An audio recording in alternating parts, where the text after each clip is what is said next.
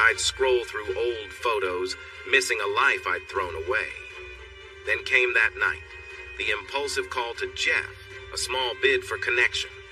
Hearing another voice in the background left me cold, realizing he'd moved on. How had I ended up here, surrounded by strangers, regrets clawing at my every thought? Jeff slammed his plate onto the table, and as he loudly gulped his water and let out a burp, I couldn't hold back anymore. I'd reached my limit. "I want a divorce," I shouted. The words hung in the air, leaving both of us in stunned silence. For 6 months I'd kept this to myself, but now it was out. Jeff froze, still holding his glass in midair. "What?" he asked, his voice shaky and confused. He hadn't seen this coming, but there it was, and I wasn't about to take it back. It was time to be honest. "Yes, Jeff, I want a divorce. Surely you've noticed how unhappy I've been. Don't you realize I want out?" I waited, hoping for a response that made sense. "Well, I just thought," he trailed off. "Thought what?" I pressed. He shifted in his seat, uncomfortable. "I thought, you're in your late 40s. I thought maybe menopause," he mumbled, almost too low to hear. I couldn't believe it. That was his big guess? "Menopause?" I said, gritting my teeth. "I'm 46, Jeff. I could have kids if I wanted." My frustration spilled out. I'd been holding so much back. He looked shocked, as if he hadn't expected this at all. "But I thought it was good," he stammered. "Really? You just roll over and start snoring afterward. Do you think that makes you a great partner?" I shot back. I knew I was being harsh, but I needed him to understand. Yes, there were some nice moments between us once, but those were rare now. After a while, I started wondering if there was even a point to trying, and the snoring didn't help. It was enough to drive me mad. After he'd fall asleep, I'd pour myself a glass of wine, watch a show, and wonder if anyone else had to put up with this for 17 years. I missed simpler times. We used to have fun. But since the kids came, joy seemed to leave our home, replaced by routines and stress. In truth, my frustration wasn't just about him snoring. It was more. I was unhappy with my life, feeling stuck. Jeff had a decent job at a toy company, and the kids adored him for it. But it felt so small. He had a degree in child psychology, but he just advised on kids' shows. My friends' husbands had jobs that sounded meaningful: mechanics, engineers, even a judge. Meanwhile, I was married to a guy who gave cartoon advice. It wasn't all about status, but I was disappointed. I hadn't expected to be selling commercial real estate, yet here I was, feeling trapped. And it wasn't just one issue with Jeff. He wasn't a terrible husband or dad. It was more like a mountain of small things. He made loud noises that were hard to ignore. He'd embarrass us all with his driving, speeding around in his sports car, and he had no appreciation for simple things like coffee. He thought my beer choices were boring and liked to sing pop songs loudly in the car, even when it made our teenage daughter, Maisie, cringe. She'd rather slip out quietly at school, but he'd insist on waving and greeting her friends. Then there were his messy habits around the house. He'd leave the bathroom in disarray, use my tweezers for his nose, and never remembered to put down the toilet seat. He'd get close to me at the worst times, usually when I was just finishing my makeup, making us late. I took over paying the bills after the power got shut off 3 times because he forgot. He never learned, and so I handled it. I was the one who kept things running smoothly, while working in real estate and earning more than he did, another fact he chose to ignore. Looking back, maybe it wasn't all fair, but I had to share this to help you understand. My parents had passed away, and my relationship with my mother was complicated. I wanted a life that felt more complete, more satisfying. But with Jeff, I was just tired. Whenever I achieved something, especially when helping others, my mother would brush it off with a comment like, "You're just not the clever one." That hurt, especially as a kid. It was even harder because my older sister, Tina, always seemed perfect. Tina was the ideal big sister. She worked on political campaigns and was the person everyone went to for advice. We haven't seen each other in years now. She moved to Washington, where she's living a great life on her husband's yacht. I hope she'll invite us to visit someday, but that hasn't happened yet. Meanwhile, I'm here in the Seattle suburbs doing well in business. Recently, our company was picked to sell a new building in downtown Seattle, which has kept us busy as big companies compete for office space. My friend Melissa got divorced recently. At first, she struggled, but now she's thriving.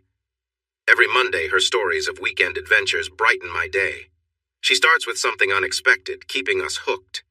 While she seems to be moving forward, I feel stuck. I just need a break, a chance to find myself again.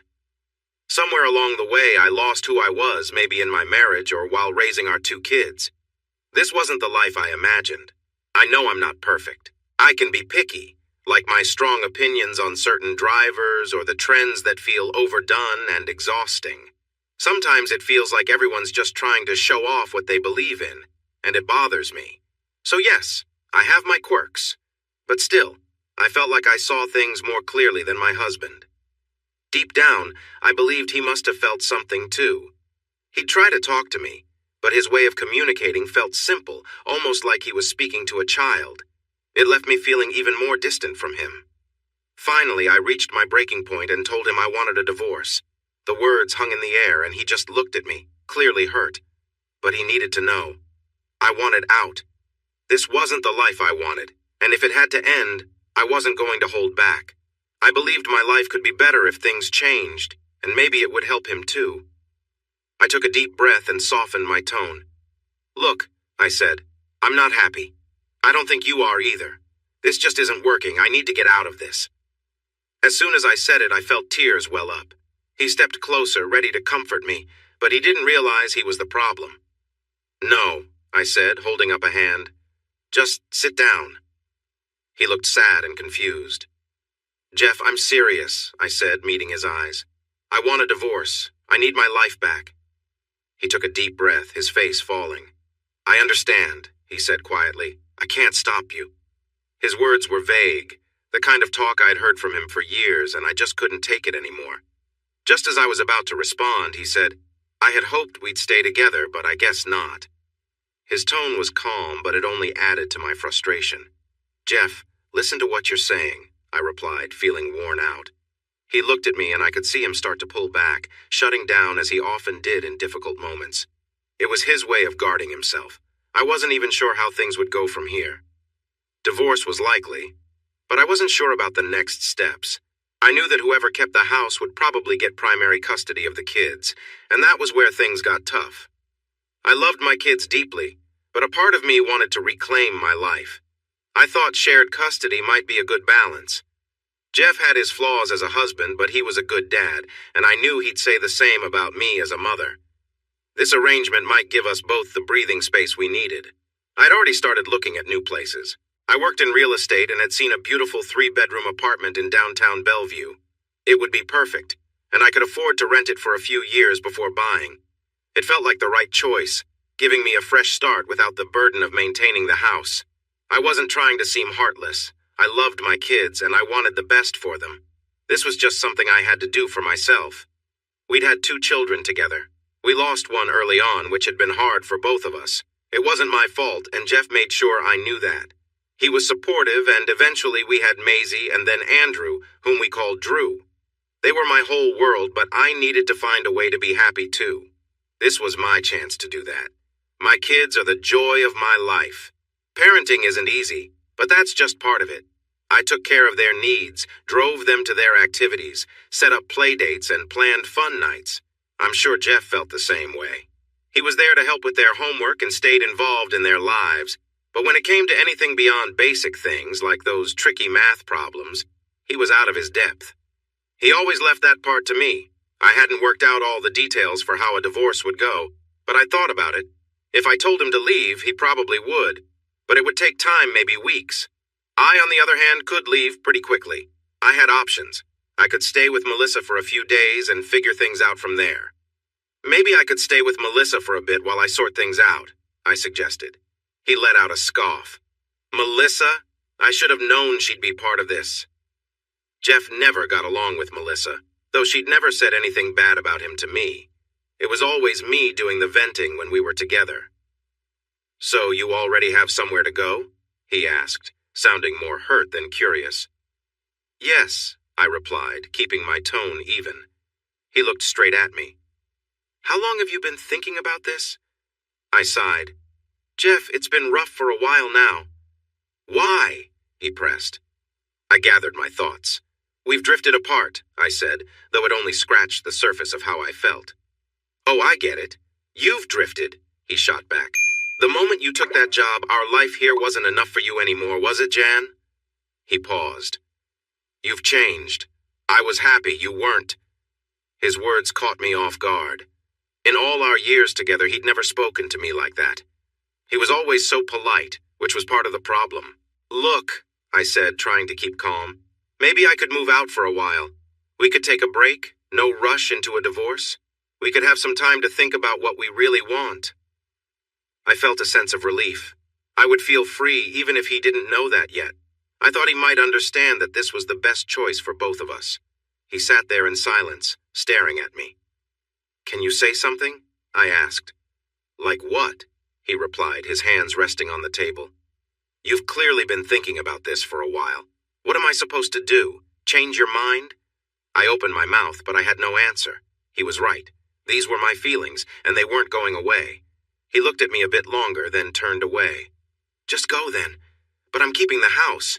If you want to leave, then leave. Just don't come back. In that moment, I realized this wasn't just an argument. Something had shifted, and there was no going back. Our marriage was over. I tried to think of something kind to say to ease the pain, but I couldn't find the words. Anything I said now would feel empty. I'll pack a few things and stay with Melissa for a few days while I figure things out. We need to talk about the kids, I said. He looked at me sharply. I'd seen that look before, and I knew I needed to be careful. Relax, I continued. I'm not trying to take them away. They're my kids, too, and I want things to be fair. Maisie's going to college in 2 years, and she'll be able to choose what she wants. I'm close to her, but I know how important you are to her, too. Drew needs stability, so he should stay here, close to his sister. I didn't want it to seem like I was ready to leave my kids behind. That wasn't true at all. I loved them deeply. I just needed a break to be a better mom, to make sure our time together was happier and not filled with stress. This wasn't about them, it was between Jeff and me. Jeff didn't say anything, so I took a breath and said, I'll give you some space. We'll talk soon. I'm sorry, Jeff. We just need different things right now. With that, I went upstairs. Packing didn't take long. I'd thought about what I'd bring for weeks. I grabbed my essentials, phone chargers, makeup kit, 3 books, some clothes, and a few other things. In less than half an hour, I was back downstairs with 2 small bags and my backpack. Jeff was still sitting at the table. I hesitated, realizing how big this change was. This wasn't just a temporary step. This was a real shift in our lives. I was leaving the man I'd shared the last 18 years with. Part of me felt strong for choosing my own happiness, but another part of me felt sad for what was ending. I'd made the decision, not Jeff. He might not have taken this step, but I was ready for a new chapter. I looked around the kitchen, taking in the table and the glass of water. I'm going to go now, Jeff. Please understand that this is something we both need. I paused, gathering my thoughts. Don't tell the kids until I get back. We should talk to them together. They deserve to hear it from both of us. The initial tension faded as I spoke. I had made up my mind, and it felt strangely calming. Yes, I was sad, but also certain. This felt like the right step. Maisie was at a sleepover, and Drew was away on a school trip, both set to return Friday. I planned to come back then to have the hard talk with them. I was already thinking about what to say. Without looking at me, Jeff muttered, "Just go." I gave the room one last look, picked up my bags, and walked out, locking the door behind me. As it clicked shut, I thought I heard something from inside, but I took a deep breath and walked away. This was it, my new life was starting. Jeff would have his own things to work through, as we all do. On the way to Melissa's, I gave her a call, and she welcomed me with a simple, "Well, it's done. Let's make the best of it." She didn't press for details. She just opened her home, letting me settle in. The relief of those first 2 days was immense. I realized I only had to think about myself now. I didn't have to adjust my days for someone else's habits or quirks, no one to deal with but me and maybe Melissa's obsession with dance moms. I read 2 books, relaxed, and felt the tension melt away. By Friday night, I was ready to have the conversation I'd been dreading. Talking with the kids went better than I expected. Maisie wasn't really surprised. She just wanted to know if she'd have to move with me. Drew was more curious about the logistics, asking how it would work. Some of his friends had divorced parents, and he saw the perks 2 birthdays, 2 Christmases. His main concerns were which parent he'd spend most of his time with and if he'd have to call anyone else mom or dad. They were remarkably strong. The only one who really struggled was Jeff. I could hear the strain in his voice as he tried to explain things to them. This was hitting him hard. He wasn't prepared for it, and it showed. I hadn't planned for things to happen this way, but here we were.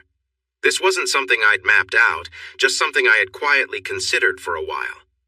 Now, it was real, and we both had to move forward. As the evening went on, I realized Jeff was just starting to grasp what was happening. This was something happening to him, rather than something he had a say in. In a way, it was because of him. Maybe if he'd been different, things would have turned out another way. But this was our reality, and we both had to find our own paths. After the kids went upstairs, probably listening from the hallway, Jeff and I had another talk.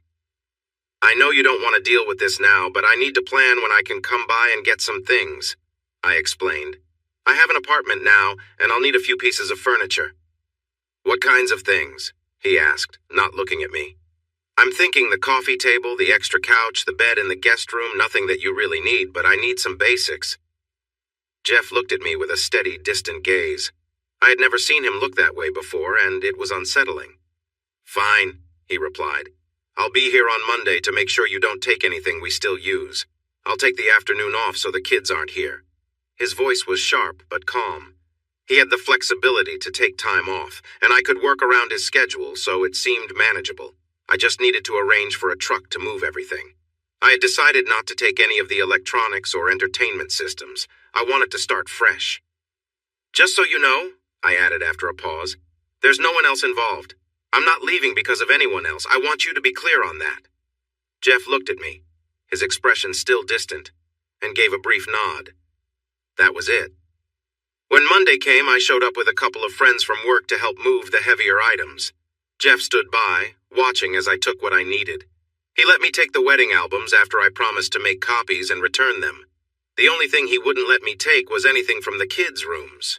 I didn't plan to, though I wanted to create a new space for them at my place, somewhere they could feel comfortable. I didn't take anything that I knew held special meaning for him, like the sideboard from his mother or the family heirloom dishes.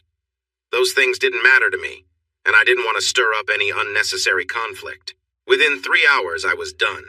The only thing that bothered me was that while I wasn't trying to cause any problems, Jeff seemed to be.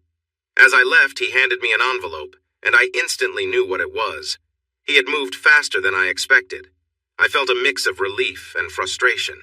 It meant he had let me go, which was what I wanted, but I felt a bit thrown off that it wasn't happening entirely on my terms. If he wasn't fair, things might get tricky.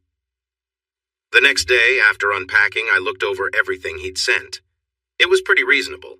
He offered a modest monthly support amount, which I could easily cover on my own with the right clients, along with child support. He proposed shared custody with the kids, mainly living at his house. This arrangement felt fair to me. I'd get one major holiday each year, 4th of July, Thanksgiving, or Christmas, and he'd get the other two, alternating every year. Birthdays would be shared. I'd have the kids every other week and weekends. It felt balanced, so I signed the papers without needing a lawyer. My new life was starting the way I'd hoped. I tried to reach out to my sister Tina to let her know what was going on. I managed a call from her boat, but the connection was poor. She and her husband Bernard were using a radio instead of a satellite phone, which seemed odd considering most people have one for sailing. I got through to her, but she kept saying, "Don't rush into anything, Jan. Just wait for me." It felt like she thought I was impatiently waiting for her to fix things. Then the call dropped, leaving me alone to handle my life. Except for the kids, of course. That feeling of independence didn't last long. I decided to wait at least 6 weeks before stepping back into dating. I'd told Jeff there was no one else in my life, which was true. I was officially single, and new possibilities were out there. Melissa encouraged me to be her wing woman, which sounded fun, but I wanted to find my footing first. I didn't want to jump into another relationship right away. I was proud of how I'd handled things with Jeff. Our separation was about my own happiness, not someone else. I wanted to make sure I wasn't running away, but choosing what was right for me. Friends were curious about the split, asking if Jeff had been seeing someone else. I told them that wasn't the case, but kept the details vague. It wasn't anyone's business. It took 6 weeks to get fully settled in my new home and set up the kids' rooms as they wanted. Drew asked for a big TV and a new gaming system, so I made it happen. Maisie only wanted a lock on her door and didn't care much about anything else. She was spending more time at friends' houses for homework. I checked with her friends, but I sensed she was pulling away. I even tried talking to Jeff about it, but he only wanted to communicate through email. Neither Drew nor Maisie would tell me much about their dad. I wasn't trying to pry, but when I asked a couple of questions, Maisie looked at me and said, "Didn't you give up the right to know what Dad's doing?" I paused, then replied, "Yes, sorry, I won't ask again." It stung to be talked to that way, but she was right. The whole point was to move on from a difficult situation, so maybe it was best to focus on the future. It would have been nice to know we were both better off apart, at least for now. In reality, it was better to think of it as forever. If I wasn't going to hear about their dad, he wouldn't hear about me either. So I said, "I guess that means he won't know what's going on with us, right?" She just stared at me, thinking it over, and finally said, "He never asks, so you don't need to worry about it, Mom." I shrugged, but it hurt to know he wasn't missing me. He had always leaned on me more than I leaned on him, so I thought he'd struggle with my absence. By the end of the 6 weeks, I felt ready to start dating again. The divorce papers were signed and in progress. I wasn't legally free yet, but I felt emotionally ready. In my mind, it was time to open up to new possibilities. 8 weeks later, I realized I needed to pace myself. I'd been going out almost every night, enjoying bars and shows, things I hadn't done in years. I signed up for evening classes in literature and flower arranging, and I was becoming quite skilled with flowers. I enjoyed discussing works by Dickens and attending shows Jeff would have never liked. I joined a gym, started working out regularly, and even updated my look, changing my hairstyle and wardrobe to match this new version of myself. I wanted to enjoy how I looked while I could. I went on a weekend trip to Las Vegas with friends, and we had a great time. One night we saw a show, went to a club, and met some younger guys. My date, Josh, was 7 years younger than me, and while it was exciting, it was also a bit disappointing. He was nice, but inexperienced, and we didn't even exchange contact information. Surprisingly, it left me feeling let down. Even my ex, Jeff, had been more attentive. But I reminded myself it was just one night. Getting back into dating was more about finding my own way again than about finding someone else right away. From what I heard, the other girls had better luck with their dates, but that's how it goes. I didn't mind that most of them were married and just out for a fun night. They'd supported me when I left Jeff, and I didn't want to make a big deal about a brief date that didn't mean much. When we got home, I decided it was time to ease up on the nights out and the drinking, so I set up an account on eHarmony and waited to see what would come of it. That's when I met Tom. Tom was great, easy to talk to, interesting, well-traveled, and well-read. He was everything Jeff wasn't. We went on 3 lovely dates, and for the last one, he even took me to the opera. I'd never really understood opera. The stories can be confusing, and the languages are foreign, but the singers were so talented. Sitting there, watching them perform in such an elegant setting, was an experience. When I closed my eyes, I could just enjoy their voices. Tom was tall and slim, different from Jeff, who was shorter and stockier. I appreciated Tom's unique style, even though he had some thinning hair and a few quirks. Those things didn't bother me because I enjoyed spending time with him. We even spent a weekend on his small houseboat in Sausalito, which was a refreshing experience. I realized that my earlier attempts at dating were a clumsy way to relive some lost youth. With Tom, things felt kinder and calmer. He didn't know me like Jeff did, but it was exciting to discover new things about each other. Tom even brought me flowers, a thoughtful gesture I hadn't seen in years. However, Tom had some unexpected quirks. After our intimate moments, he'd express his gratitude in ways that caught me off guard, leaving me unsure how to respond. I wanted a partner, not someone who needed so much reassurance. Jeff had been different. He'd make a light-hearted comment and go grab a drink afterward. Now, with Tom, I was exploring new emotions and hopes. In some ways, Jeff's casual ways felt refreshing compared to Tom's habits. But over the next few months, bigger issues started to show. Tom had a real problem with anger. Thankfully, he didn't direct it at me, but he'd get worked up over little things. Big issues like politics? No problem. But if someone cut him off in traffic, he'd fume. If a restaurant got his order wrong, he'd complain loudly to the manager. He even had a list of places he refused to return to because, in his words, those people don't know what they're doing. I suspected some of these places had probably asked him not to come back because of his behavior. Oddly, in serious situations, he could stay calm.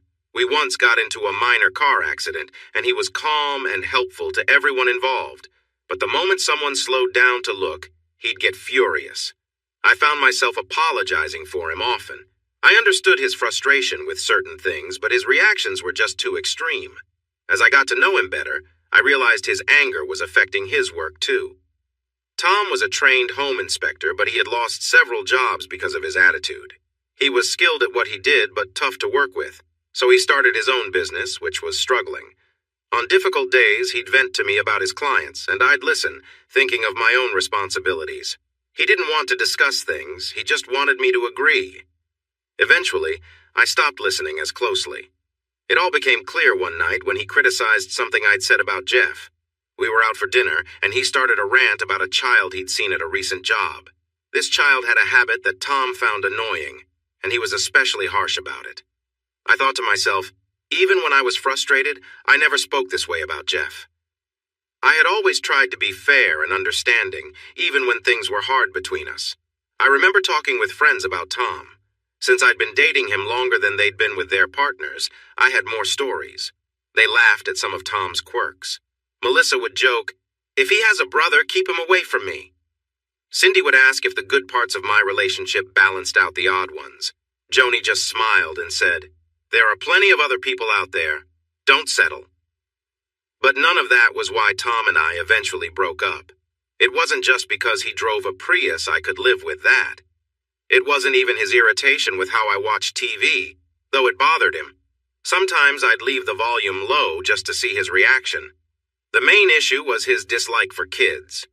It became especially clear when he talked about how he felt about my children. I'd been careful to keep my kids and Tom separate because I wanted to be sure about him before introducing them. Maisie had mentioned their dad a few times, and I wasn't sure if they were telling Jeff anything. I didn't want him finding out I was dating someone new, not yet, anyway. I wasn't exactly sure why it mattered, but it did. I doubted Jeff was thinking about it, so I decided not to bring it up. It took me 2.5 months before I even told the kids about Tom. Tom knew I had kids and didn't mind staying away when they were around. Now I understood why. One Sunday I decided to introduce them. I was nervous, hoping they'd get along. Tom promised to be on his best behavior. I hadn't told the kids he was coming, thinking it might be easier that way, especially since Maisie had been acting a bit distant lately. The meeting went okay. Maisie kept her usual distance, while Drew tried to talk to Tom and find things they had in common. It was going as well as I could have hoped. Tom was trying, but he seemed a little uncomfortable. Looking back, the signs were there. Tom had never been married, and we'd never talked about how he felt about kids. I thought it just hadn't come up, but now I realized he avoided the topic. He must have known that his feelings wouldn't be well received. What I didn't realize was that he seemed to have an issue with younger people in general. That Sunday, I had to run to the store for a last-minute dinner item. When I came back, the house was quiet and Maisie's door was closed. Drew was on the couch wearing headphones and playing a game. I put the bags down in the kitchen, grabbed a glass of juice, and went to check on Tom, who was sitting with his iPad. He didn't ignore me, but he wasn't exactly chatty. I called for Drew, but he didn't answer, so I decided to knock on Maisie's door, hoping she might want to talk. After a moment, Maisie opened the door, looking ready to leave. She insisted on going back to her dad's right away. She walked into the living room without looking at Tom, then tapped Drew on the shoulder, saying, "I'm ready to go. Are you coming?" Drew nodded and quickly gathered his things. I tried to change their minds, saying, "But I'm making roast beef your favorite." But they were determined to leave. Maisie even took out her phone and asked, "Should I just call Dad to come get us?" At that moment, I knew I couldn't win. I felt disappointed as all my dinner plans seemed wasted. But during the drive back to their dad's house, I knew I had to find out what had happened. Maisie sat in the front seat, arms crossed, staring straight ahead. Drew was in the back looking out the window. "Okay," I said, trying to stay calm. "What's going on? What happened back there?" Maisie sighed loudly, looking away from me. I softened my tone. "Maisie, please talk to me. I can't help if I don't know what's wrong." "What's wrong, Mom? Is it because you think Dad isn't exciting enough that we have to deal with people like Tom?" she snapped. Her words surprised me. "Honey, what do you mean by difficult situations? You don't have to—" Maisie cut me off, turning to me. "He was so out of line, Mom. Apparently I don't dress the way he thinks I should or act the way he expects. I guess I'm not what he wants me to be." I was shocked. "He did what? He actually treated you that way?" "Yes, Mom," Maisie shouted, and I was so taken aback that I accidentally swerved, narrowly avoiding the car in front of us. I took a deep breath, steadying myself from the close call and her unexpected words. We drove in silence for a moment before I gently asked, "Maisie, can you tell me what happened? I need to know." Maisie sighed again. "The second you left, he started lecturing us about how kids should act, how things were in his day, and how kids should be seen but not heard. When I told him he wasn't my dad and I didn't have to listen, he grabbed me and shook me, saying girls like me needed a wake-up call. Drew chimed in from the back. I even stepped in, Mom. I knew he was trouble. We're not going back if he's around, right, Maisie?" Maisie looked back at Drew, who nodded firmly. "Absolutely, sis," he said, crossing his arms. Just then, someone honked behind us and I realized the light had turned green. I pressed the gas, trying to process everything. This was serious not just because of what he'd done, but because it would take time to rebuild my trust with the kids. I also worried about what Jeff would say. He'd find out soon, and if he saw Tom at my place, I wasn't sure what would happen. "Maisie, I am so sorry," I said, my voice heavy with regret. "And you too, Drew. That was completely wrong. I know for sure that Tom is in big trouble with me. I had no idea, and I regret all of this deeply.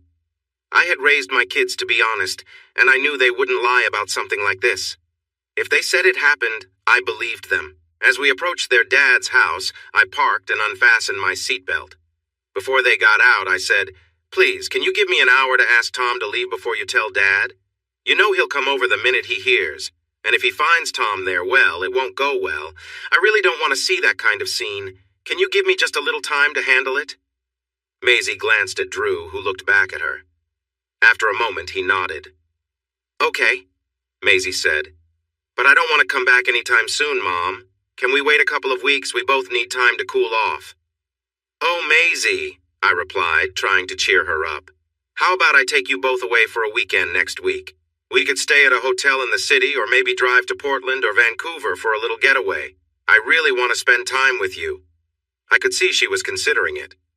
Maisie loved Vancouver, and Drew would likely go along with whatever she chose. 'I'll think about it. Bye, Mom.'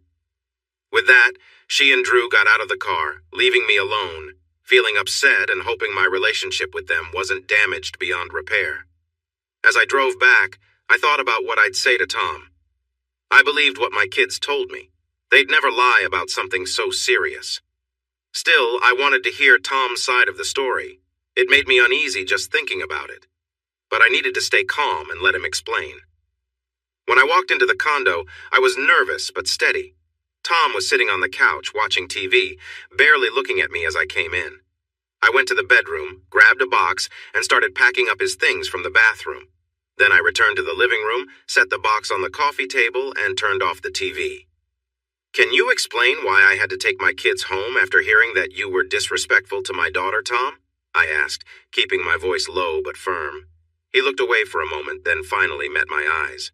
"She deserved it," he said. "She's disrespectful, and that boy just sits around. He's not even family." "They are my family," I replied, voice steady. "They both need to learn a lesson. They should be grateful for all you do for them," he argued, clearly uneasy but not understanding the seriousness of the situation. "Tom," I said, raising my voice slightly, "they're not your family. And after today, they never will be." I crossed my arms. "You need to get your things and leave. The only reason I haven't called someone to help me make you leave is because of the good times we had. I'd hurry, though, because Maisie is telling her dad what happened, and he'll be here soon. It's time for you to go, Tom, and don't come back." He looked stunned, but he tried to make one last attempt. Jan, listen. Sometimes I just get intense. I think kids these days need more discipline. Your kids are a good example of that, he said, reaching out toward me. I took a step back. And you thought treating my daughter that way would make me agree with you? Get out, Tom, now, or I'll call for help.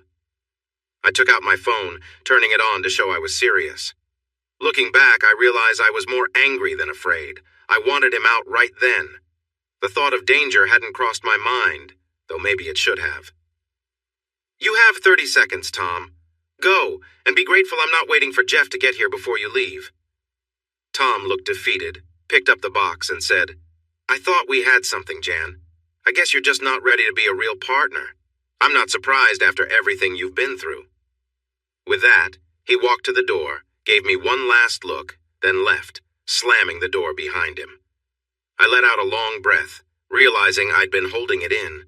I felt shaky, a mix of relief and frustration. I poured myself a drink, then another, feeling the calming effect. About 20 minutes later, there was a loud knock at the door. Somehow, Jeff had made his way in, even though entry was usually restricted. I sighed, got up, and opened the door. Jeff's eyes were blazing with anger. He walked in without waiting for an invitation. I didn't have the energy to stop him. He's not here. I made him leave, I said, exhausted. I knew Jeff would want to check for himself, so I let him. Jeff, usually calm, was tense as he walked through each room, checking everything. Satisfied that Tom was gone, he came back to the kitchen where I was pouring a glass of wine. I suddenly felt drained. All my energy was gone, leaving me frustrated and defeated. I offered Jeff a glass. He looked at it with a look of disgust. Suit yourself, I muttered, setting his glass down and taking a sip of mine. So, the single life, how's that working out for you? He asked, sarcasm heavy in his voice. Jeff, I don't have the energy for this right now. He's gone and he won't be back. I'm sorry our daughter had to deal with that. I truly didn't know he acted that way around kids. I don't know what else to say. Well, I do, Jan. I'm calling child services. You need supervised visits until we can be sure the kids are safe. This can't happen again. Clearly, your judgment is off. His voice was firm, and he looked at me with disappointment. Your daughter doesn't want to come back, and neither does Drew. You've pushed your whole family away. Well done, Jeff said, his tone sharp. I hope whatever you're doing is worth it. I'll see myself out. This was a new side of Jeff, angry and hurt. I knew I was the cause. Part of me wished I'd just been content, just stayed. But I also knew I deserved more, and I was ready to go after it, even if it meant leaving parts of my old life behind. As Jeff walked out, I called after him.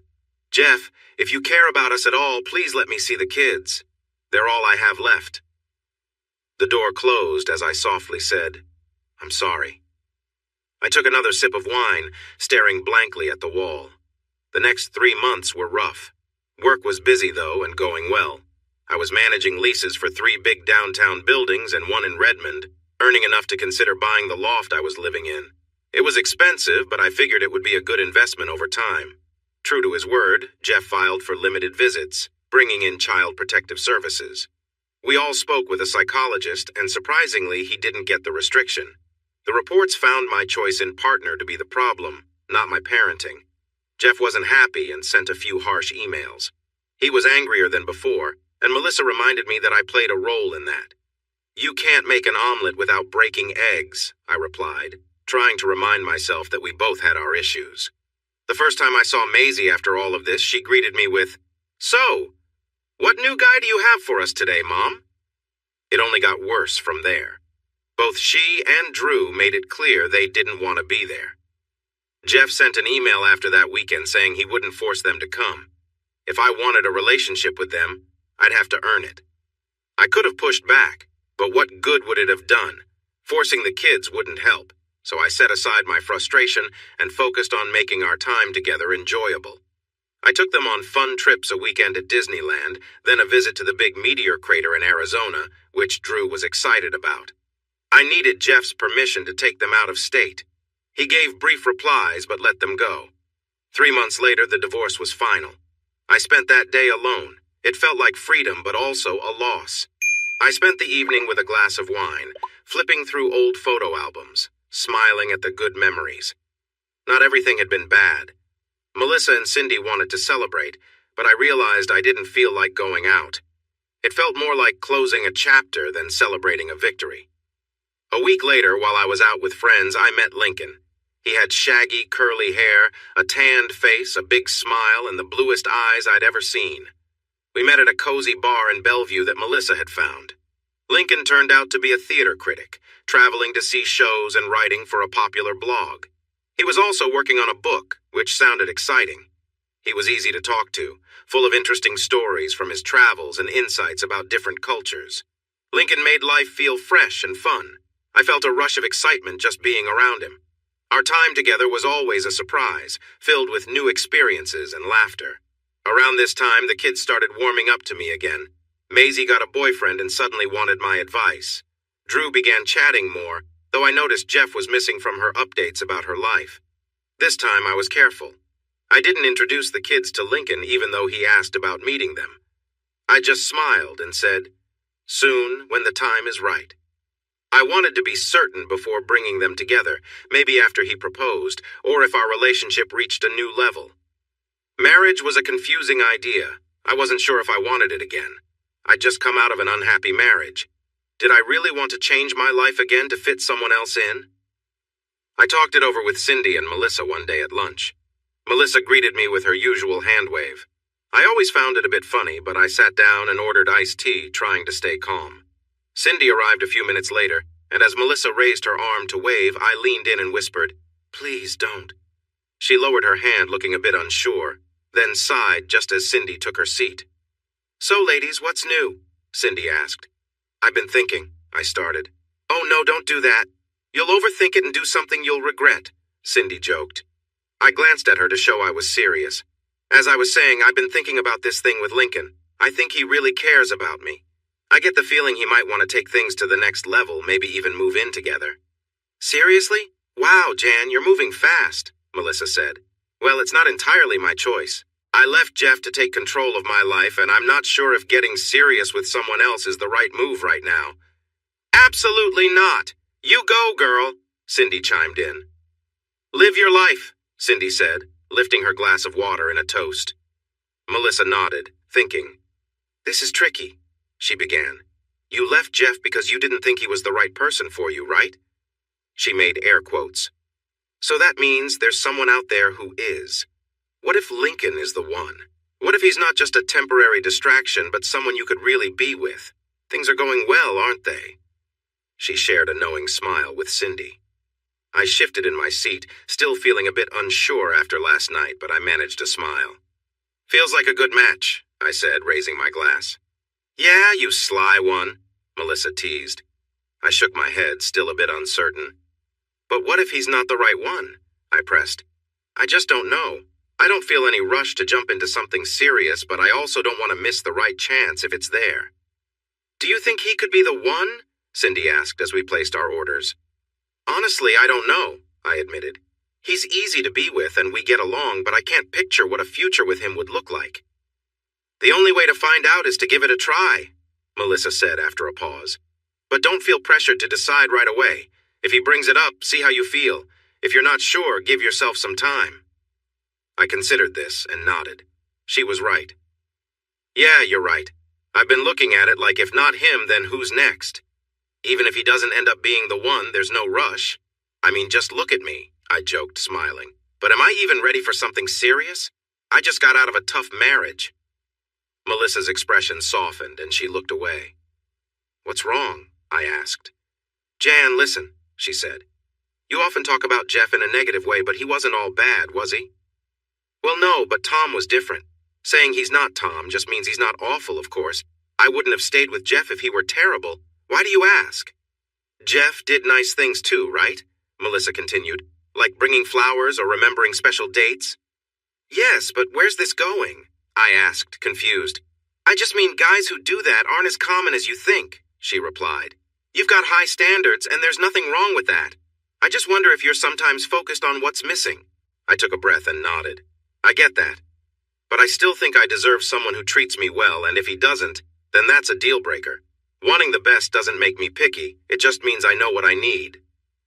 I leaned back, feeling a bit more confident, but I knew it wasn't always that simple. It's easy to get caught up in what's missing and forget the good moments. Yes, Jeff was good in some ways, but he just wasn't the right fit for me, I continued. It's easy to miss the good when you're focused on the things that aren't working. Melissa gave a small laugh, though it sounded a bit forced. Well, I'm glad you've got it all figured out, Jan. So what do you think the one actually means? She leaned forward, resting her arms on the table, and Cindy propped her chin in her hands, clearly interested too. I blinked, thinking. It was a good question. Honestly, I'm not sure. I think I can tell you more about what I don't want than what I actually do want, I admitted. With Jeff, Tom, and now Lincoln, I'm learning what I can't accept rather than what I'm truly looking for. Like what? Cindy asked, smiling. Oh, little things like leaving the toilet seat up, I joked, though Cindy and Melissa exchanged looks. Okay, seriously, I said, laughing. I don't want to feel unappreciated. I work hard just like he does. But after a long day, I don't want to come home to more chores. And if I treat myself to something nice, I don't want that dismissive attitude. Sometimes you need a little self-care to feel good. And speaking of which, I continued, why do guys feel the need to comment on what I watch on TV? So what if I like silly shows? But no, some of them just have to let me know how much they hate reality TV.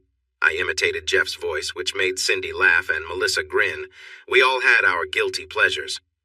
Melissa watched Sister Wives, Cindy never missed The Real Housewives of Orange County, and we all loved The Good Wife. I know this sounds minor, but I have standards, I said. I expect kindness and respect, and I'm not settling for less. Life's too short. Melissa nodded and Cindy clapped her hands. Yes, you tell him, Melissa added, though I cringed a bit at her words, knowing we'd need to talk about that later. For now, though, I was hungry. Shall we order lunch? I asked, picking up a menu and signaling to the waiter. Then there was Lincoln. Weeks passed, and at first, things were great. But by the 4th or 5th week, I noticed some things. I wouldn't say the spark was gone, but the excitement had faded a bit. It was like seeing things more clearly for the first time. Small things started to stand out. Lincoln was tidy in some ways, but surprisingly messy in others. He left clothes scattered on the bedroom floor and wet towels in the bathroom. Yet his huge book collection was organized by author's last name, and he'd sigh dramatically if anyone returned a book to the wrong spot, carefully putting it back himself. When it came to his books, borrowing was out of the question. His reasons ranged from silly to downright ridiculous. He once even bought me my own copy of a book just so I wouldn't touch his. For someone who seemed so relaxed about clothes, he had unusual habits like ironing his underwear.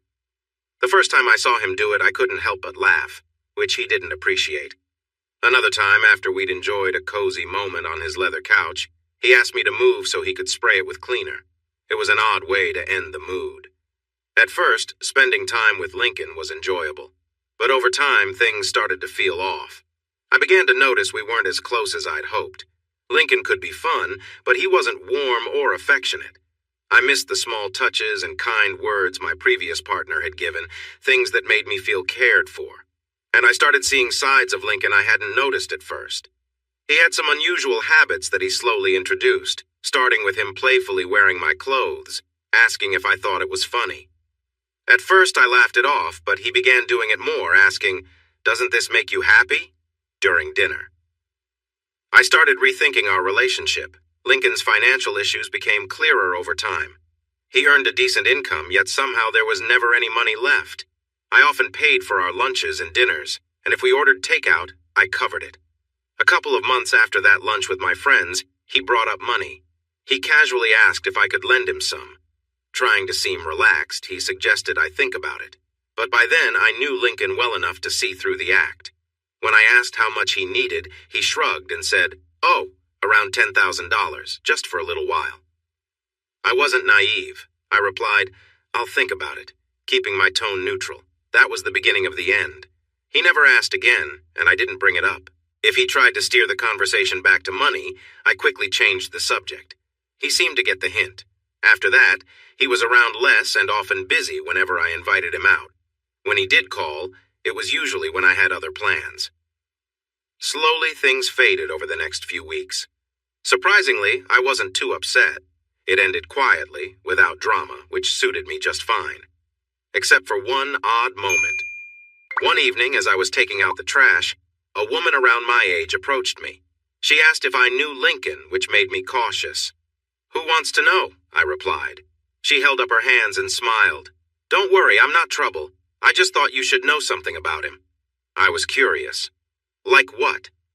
"Lincoln has a habit of borrowing money and never paying it back," she said seriously. "He took nearly $20,000 from me. I just didn't want you to go through the same thing." I felt relieved. I had seen the signs and hadn't given him a cent. "Too late," I said with a grin. "I didn't fall for it." She looked pleased. "I bet he still got something from you, though." That made me laugh, and it broke the tension. I invited her up for a drink. Her name was Sandy, and she had dated Lincoln a few years ago. She told me how he'd taken money from her, then pretended it hadn't happened when she asked for it back. Now, she made it her mission to warn new girlfriends about him. We spent the evening sipping wine, sharing stories, and wishing we could find happiness without the stress. Sandy seemed glad I'd seen through his act, and by the end of the night she was ready to start her mission again, saying she'd find out who he was dating next. Neither of us wanted to give up the fun of dating, but it was refreshing to spend time with someone who didn't expect anything from me. She left around midnight, and I felt like I'd made a new friend. The next 3 months felt slow. Maisie went through 2 boyfriends, breaking up with one and moving on to another only to end it quickly. I wondered if she was being too picky. But then I looked at myself in the mirror and realized she was just exploring her options. I decided to put dating on hold for a while too. This choice helped me focus more on work. I leased several large buildings, sold 4 condos, and spent many quiet nights at home with just the TV and maybe a glass of wine. I couldn't tell if I felt lonely or just peaceful. Occasionally I went out with friends, but even that didn't excite me much. I found myself thinking about Jeff more than usual, our life together, why I'd left, and all the little things he did that used to drive me crazy. Then one day something unexpected happened. I was at Whole Foods picking up some fruit when I noticed a family nearby. A dad was joking with his 2 kids, who were both adopted from China, saying, "It's in the adoption contract." The kids, laughing, asked what contract, and he teased, "It's in Chinese. You'd never know." They were all so happy together, and I couldn't help but think of Jeff. He used to make a holiday contract with our kids, promising a certain number of playful moments tied to their gifts. They'd sign it, laughing, and look forward to the fun. At the time, I'd just rolled my eyes. Now, I saw it differently. Jeff had been connecting with our kids in a way that was special to them. When I got back to my car, I felt an unexpected wave of emotion. I sat in the driver's seat, missing his playful spirit. After 18 years together, it was only natural to have good memories, but I hadn't expected to feel so nostalgic. I realized that while my reasons for leaving hadn't changed, I was seeing our past through a different lens. One evening, those memories came back strongly. I'd just finished reading The Girl with All the Gifts and was flipping through channels when I found Some Like It Hot on Bravo. Jeff and I had a little tradition with that movie. When he traveled, he'd watch it on his iPad and we'd talk on the phone as if we were watching it together. It was our way of having dinner and a movie despite the distance. Feeling nostalgic and maybe a bit tipsy from the wine, I decided to call him. I knew calling your ex at 10 p.m. wasn't always a great idea, but I thought it might help us reconnect or even rekindle a friendship. I didn't really know what I was thinking. He answered on the 3rd ring, sounding a bit concerned. He knew it was me, thanks to caller ID, and asked right away, "Are the kids okay?" I assured him they were fine. Maisie was out on a date, and Drew was at a friend's house. "No, I was just watching Some Like It Hot," I said lightly. "It's on Bravo right now, and it made me think of all those times we watched it together. Want to watch it with me?" He hesitated. "Oh, hold on a second," he said, covering the phone. I heard muffled voices. At that moment, it hit me if I had moved on, maybe he had too. The thought surprised me. This was Jeff, after all. Who would want to date him? I mean, I'd left for a reason, hadn't I? "Hey, January," he finally said, using my full name, which he rarely did. I could hear an echo like he was in the entryway with its hard floors and high ceilings. "I'm kind of busy right now. I have guests over." "Guests?" I asked, my heart sinking. A dinner party? Something like that, he replied. Can we talk another time? I actually need to discuss something with you anyway. Sure, I said, trying to sound upbeat, though I didn't feel it. Whenever you're free? Thanks, he replied. I'll call you soon. Take care. After he hung up, my emotions flipped. 1 minute I was feeling warm and nostalgic, and the next I was frustrated. Here I was, reminiscing with a glass of wine while he was busy hosting a dinner party. He'd wanted to talk to me, maybe he had news, maybe someone new in his life, or some other change. But I was the one who had wanted a better life, and yet I was the one sitting alone. It didn't feel right. I was supposed to be moving forward, not feeling stuck in the past. I sat there drinking my wine and realizing I was clinging to a past I didn't even want. It was time to stop feeling sorry for myself and take charge. If I wanted a better life, I'd have to make it happen on my own. That was the push I needed. First on my list was meeting new people. Sitting in my apartment wouldn't help, so I joined a new gym, a small local one called Jiggle and Poke with community trainers. The name was cute, but my trainer, Mike, was serious about fitness. He pushed me hard, even though I was stumbling more than running. He had a strong smell from working out, which wasn't ideal, but he was dedicated to helping me improve. Next, I joined a book club. 3 weeks in, I realized it was mostly middle-aged women who liked to vent, and meeting potential dates felt more like joining a convent. But I enjoyed their company and stayed involved. I also signed up for a cooking class, partly because I was still irritated about Jeff's dinner parties. I could cook for the kids, but I'd never mastered fancy dinners. I was great at desserts, pies, cookies, ice cream, but I wanted to improve my main course skills. Plus, there were plenty of men in the class. I realized I needed a change in perspective. My feelings about Jeff moving on were more about me than him. I wanted to do something meaningful, so I signed up for Meals on Wheels to help deliver meals to those in need. Not exactly a dating hotspot, but it felt good to do something positive. I focused on my career, improved my cooking, stayed active at the gym, and even watched the younger bodybuilders with curiosity about their fitness routines. I kept dating a bit with casual coffee meetups and some online dates. Most didn't lead anywhere serious. I met Brian over coffee once, and he quickly got straight to the point about what he wanted. His openness about unique relationships was a change from my usual conversations, but soon he crossed boundaries that made me uncomfortable. When he invited me to a gathering with his friends, I realized it wasn't a joke and decided I needed to leave. I sent him a clear email asking not to contact me again. Later, I thought about how risky that situation had been, but was determined not to let it stop me from looking for a genuine connection. I continued dating, more carefully this time, but kept finding myself comparing each date to Jeff. Some didn't even match up to my less-than-stellar memories of Tom or Lincoln, let alone Jeff. I told myself that if someone couldn't meet Jeff's standards, they probably weren't worth my time. I had left Jeff because he didn't live up to those standards either, but still, the comparison was there. One night I went out with my friends and invited Sally, a new friend from the book club. We ended up at a cozy wine bar called the Purple Cafe in Redmond. Over a couple of bottles of Pinot Noir, we shared stories, talked about life, and wondered why it felt so hard to find a good partner.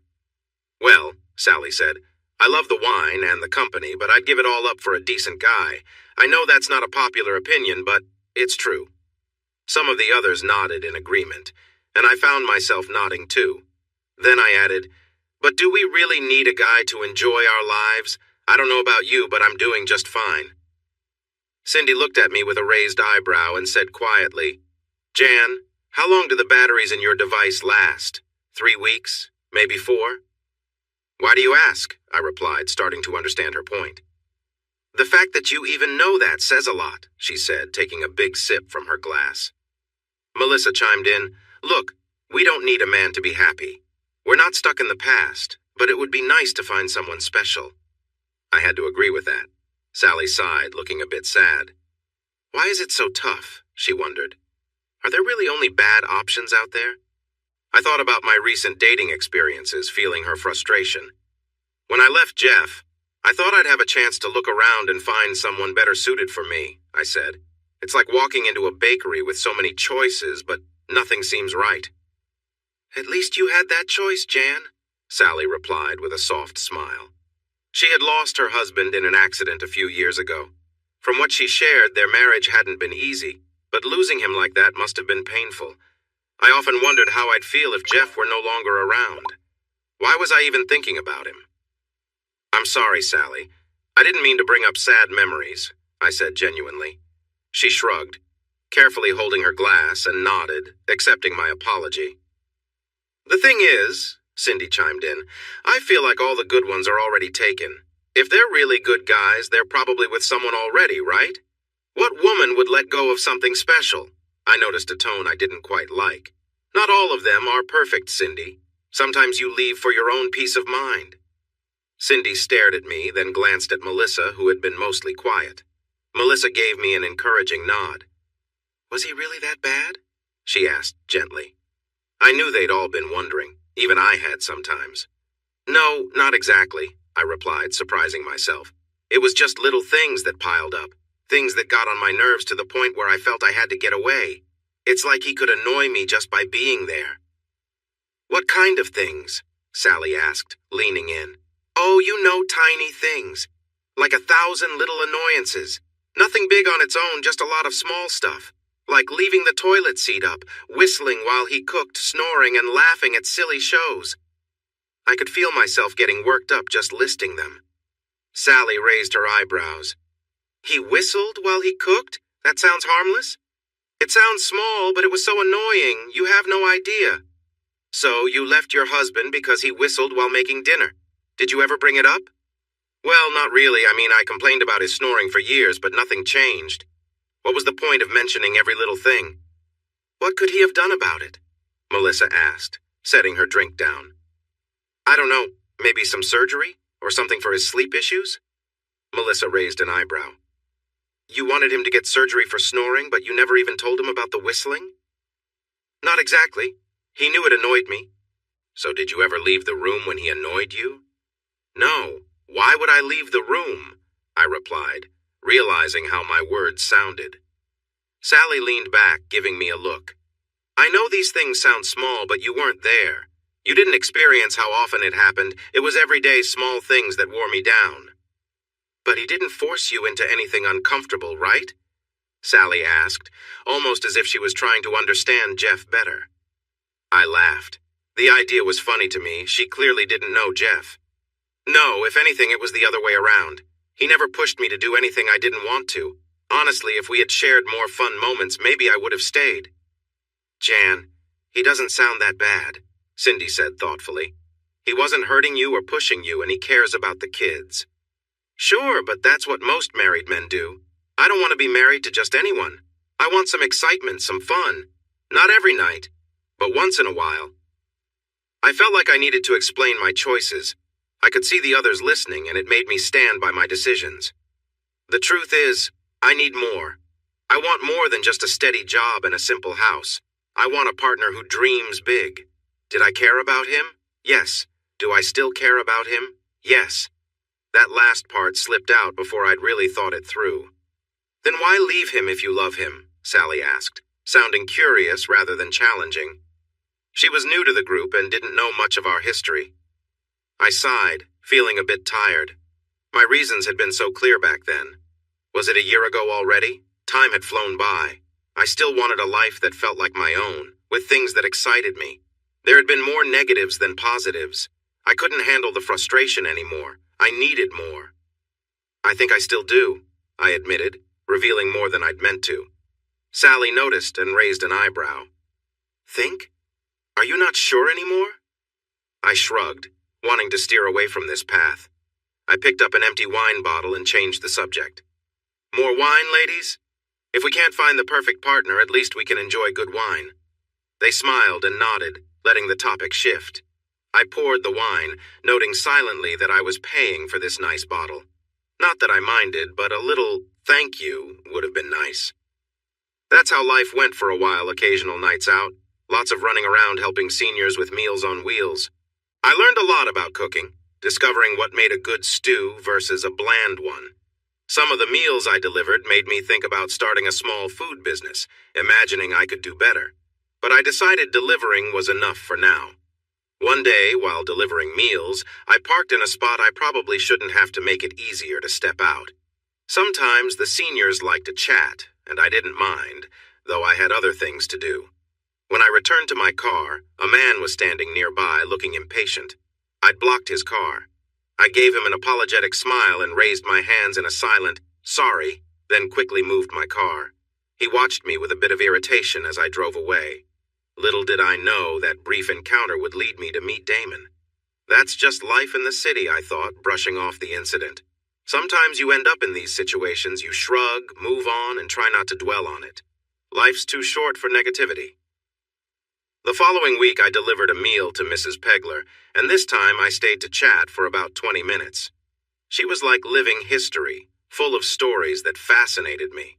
When I returned to my car, parked correctly this time, I saw the same man again. But this time he had a friendly smile and held a bouquet of flowers. He called out, and I walked over. He handed me the flowers and said, "I'm really sorry about last week. I was in a rush and didn't mean to be rude. Please accept these as my apology." It's not every day a man apologizes with flowers, and he was quite charming. I didn't even remember what he had said the previous week, and honestly, I didn't care. A kind gesture is a kind gesture. He had nice blonde hair, a strong build, and a warm smile. I later found out he'd been a boxer. This was Damon. He was attractive and clearly thoughtful, visiting his mom in the building every Wednesday. I found that endearing.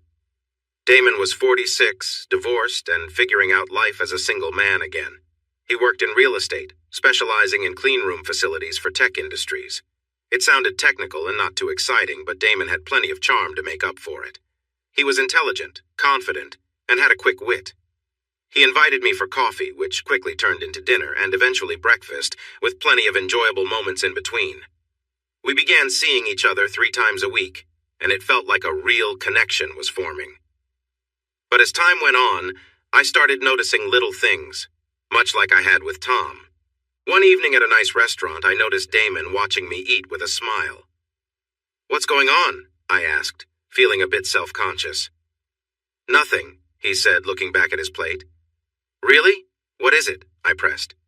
"It's just the way you eat is different from what I'm used to," he said. "In finishing school, they taught us the European way." He began showing me his proper eating technique, which seemed overly complicated.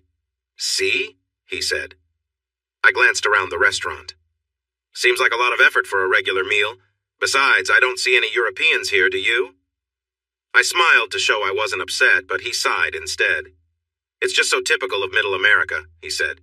"You manage well, but it could look a bit more refined." This was my first experience with a subtle put-down, or negging, where someone criticizes you in a way that makes you doubt yourself. It's a tricky way to make you feel like you need their approval. Damon kept up these small, backhanded comments, and soon I found myself doubting things I'd always felt fine about. Over time, his comments became more critical. He'd make fun of me for switching my fork to my other hand, which left me feeling embarrassed and trying to change the way I ate. Then it moved on to my clothes. One day I wore shorts, and suddenly that wasn't okay. I started noticing the disapproving looks from him, and sometimes from others, too. Next, he criticized my shoes, saying I should wear heels to look more ladylike. It didn't stop there. He began commenting on the color of my walls and even my choice of underwear, suggesting styles that made me uncomfortable. I know people have preferences, but these choices didn't feel right for me. They didn't fit my style or what I liked, and I resisted. But Damon kept pushing. When I said no, he'd subtly point out better options whenever we were out, taking me to stores and making comments. Some store clerks looked embarrassed for me, while others nodded in agreement, making me feel even worse. We talked about respecting personal choices, and he'd smile and agree, only to ignore it later. The clothes and personal style critiques were annoying, but they were only the beginning. Damon started suggesting that he wanted to expand my experiences, which sounded fine at first, but his approach felt controlling. He'd introduce me to his friends, acting more like he was showing me off than sharing his social circle. Damon was charming in public, always putting on a great show. But over time, I saw it wasn't about kindness. It was about control. He liked to test people's reactions, pushing them just to see if he could sway their opinions. It was subtle at first, But as I saw more of his true nature, I realized how controlling his behavior was. Behind that friendly charm was a side of him that wanted to shape everything and everyone to his standards. He directed that same push toward me, only with more intensity. Looking back, I should have noticed sooner, but somehow I wasn't fully aware of what was happening. After some time, I talked things over with friends and began to see the red flags. Damon was charming, clever, and had a lot of friends, many of whom we met over dinners and outings. Most weekends, when I didn't have the kids, we'd go out and Damon would introduce me to new couples. The conversations were often straightforward, but sometimes caught me off guard. At first, I felt shy when he steered our conversations into unexpected areas. Damon had a knack for guiding the direction of every chat, leading us into adventurous topics as if it were the most natural thing in the world. Early on, he asked if I'd ever done anything daring. I hadn't, and I was fine with that. It wasn't something I'd felt I needed to change. But he made it sound intriguing, and with the encouragement of the couples we were with, I found myself trying new things, even if they were out of my comfort zone. Soon, Damon pushed me to explore more, even suggesting I wear bolder outfits. I felt a mix of excitement and unease, but I followed along. Damon would say things like, "You have to stretch your boundaries," or, "People have wider limits than they think." He argued that being open-minded made us better people, and that narrow thinking held us back. On some level, his ideas made sense when applied to social issues, but when it came to personal choices, it felt off. Still, I couldn't see things clearly because I was so wrapped up in it. Damon kept me busy, always out with him or his friends. The only time I had for myself was when I was with the kids, and I definitely wasn't discussing any of this with them.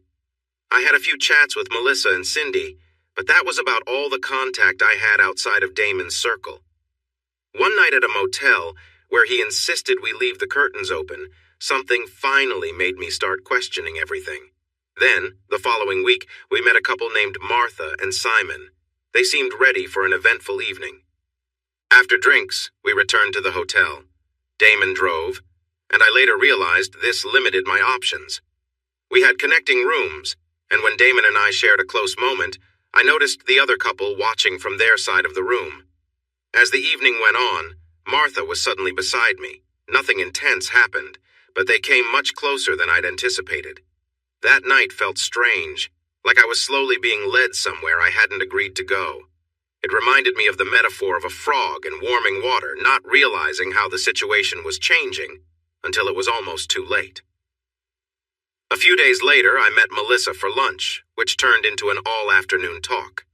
I even canceled an appointment to keep talking with her. As I described recent events, both of us started to see things more clearly. I realized that Damon was influencing me in ways I hadn't noticed. It was unsettling to see the truth that someone I trusted could have hidden motives. I wanted to believe the best about Damon, but his words about new experiences had clouded my thinking. The turning point came the following weekend at his house, which overlooked the river. I was looking forward to a quiet evening together. We were chatting and laughing in his hot tub when the doorbell rang. Damon got up, and 15 minutes later he returned with another man named Morton. They both smiled as they entered, and I felt a mix of confusion and unease. "January, this is Morton," Damon said, as if this were a normal introduction. Morton started undressing, and I sank lower into the water, feeling exposed and caught off guard. "Oh, don't be shy," Damon said, smiling. "He's just here to talk business with me. Nothing to hide in a hot tub, right?" Damon chuckled, trying to make it sound casual. Morton, meanwhile, looked at me with an unsettling gaze. I suddenly realized this wasn't an accident, it was planned. I could see how the night would unfold. More drinks, some business talk, subtle flirting.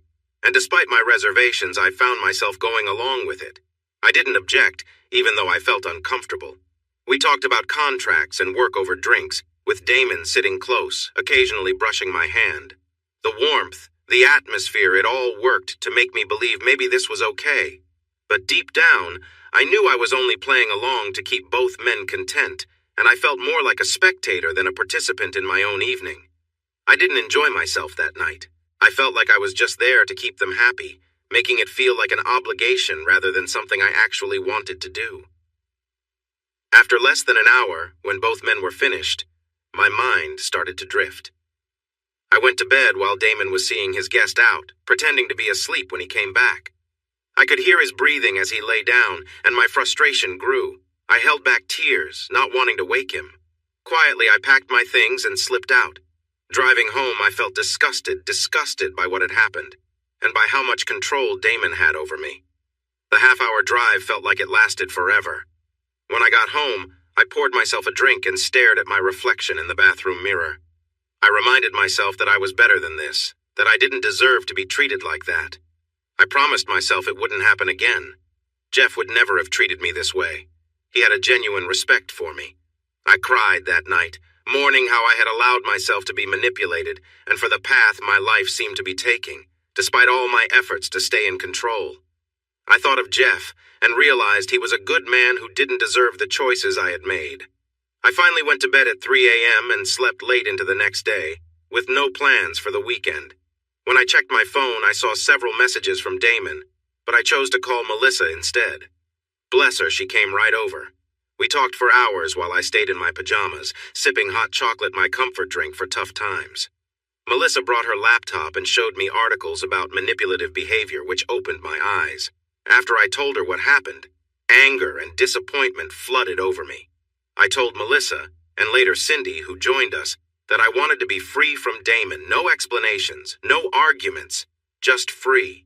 I realized I didn't want to give him another chance to manipulate me because I wasn't sure I'd have the strength to stand up for myself. So I decided to cut him off entirely. I learned about ghosting, cutting off all contact, through a friend who dealt with a similar situation. At first, I thought the term was funny, but then I realized how powerful it could be. I blocked his number, limited all ways he could reach me, and ignored his emails. It was time for a clean break. For about 5 weeks, Damon didn't seem to accept that I was gone. Some mutual friends reached out saying Damon mentioned my sudden disappearance, but I knew they were trying to reconnect us, and I wasn't going to let that happen. I had made my decision, and I wasn't going to make the same mistake twice. Damon even showed up near my apartment a few times. I arranged to borrow Cindy's car for a bit so he wouldn't recognize mine. My building has secure parking, which needs a remote to enter, so I felt somewhat safe. I didn't even consider asking Melissa to lend her car. She'd never part with her special vehicle, even for a friend. I noticed him outside a few times, usually on Tuesdays and Thursdays. So, by the second week, Cindy's husband, Paul, started driving me home. He'd come inside for a while, and I'd call Cindy on FaceTime to reassure her everything was okay. Eventually, after 2 weeks of waiting outside, Damon stopped showing up. A week later, Cindy and I switched back cars, and she joked loudly, "Wow, that Nissan SUV is really nice. I wish I had one." Her husband just shook his head, smiling. With Damon finally gone, I started focusing on rebuilding my life and reputation. I couldn't shake the disappointment I felt in myself that night. I wondered why I hadn't felt this level of regret when I left Jeff. Should I have? Did it mean I didn't love Jeff as much as I thought I did? Something felt off. The next 3 months were peaceful. I took cooking classes, even joined a Chinese cooking class, and continued with Meals on Wheels. I became close with a few regulars, and one day I found one of them had passed away. It was a shock, and that night I had a few drinks to process the experience. Thankfully, she had left instructions for her memorial, and her pastor reached out to her family. Life moved on, and I decided to stay away from dating. Maisie settled down with a boy she saw often, and I finally got to meet him.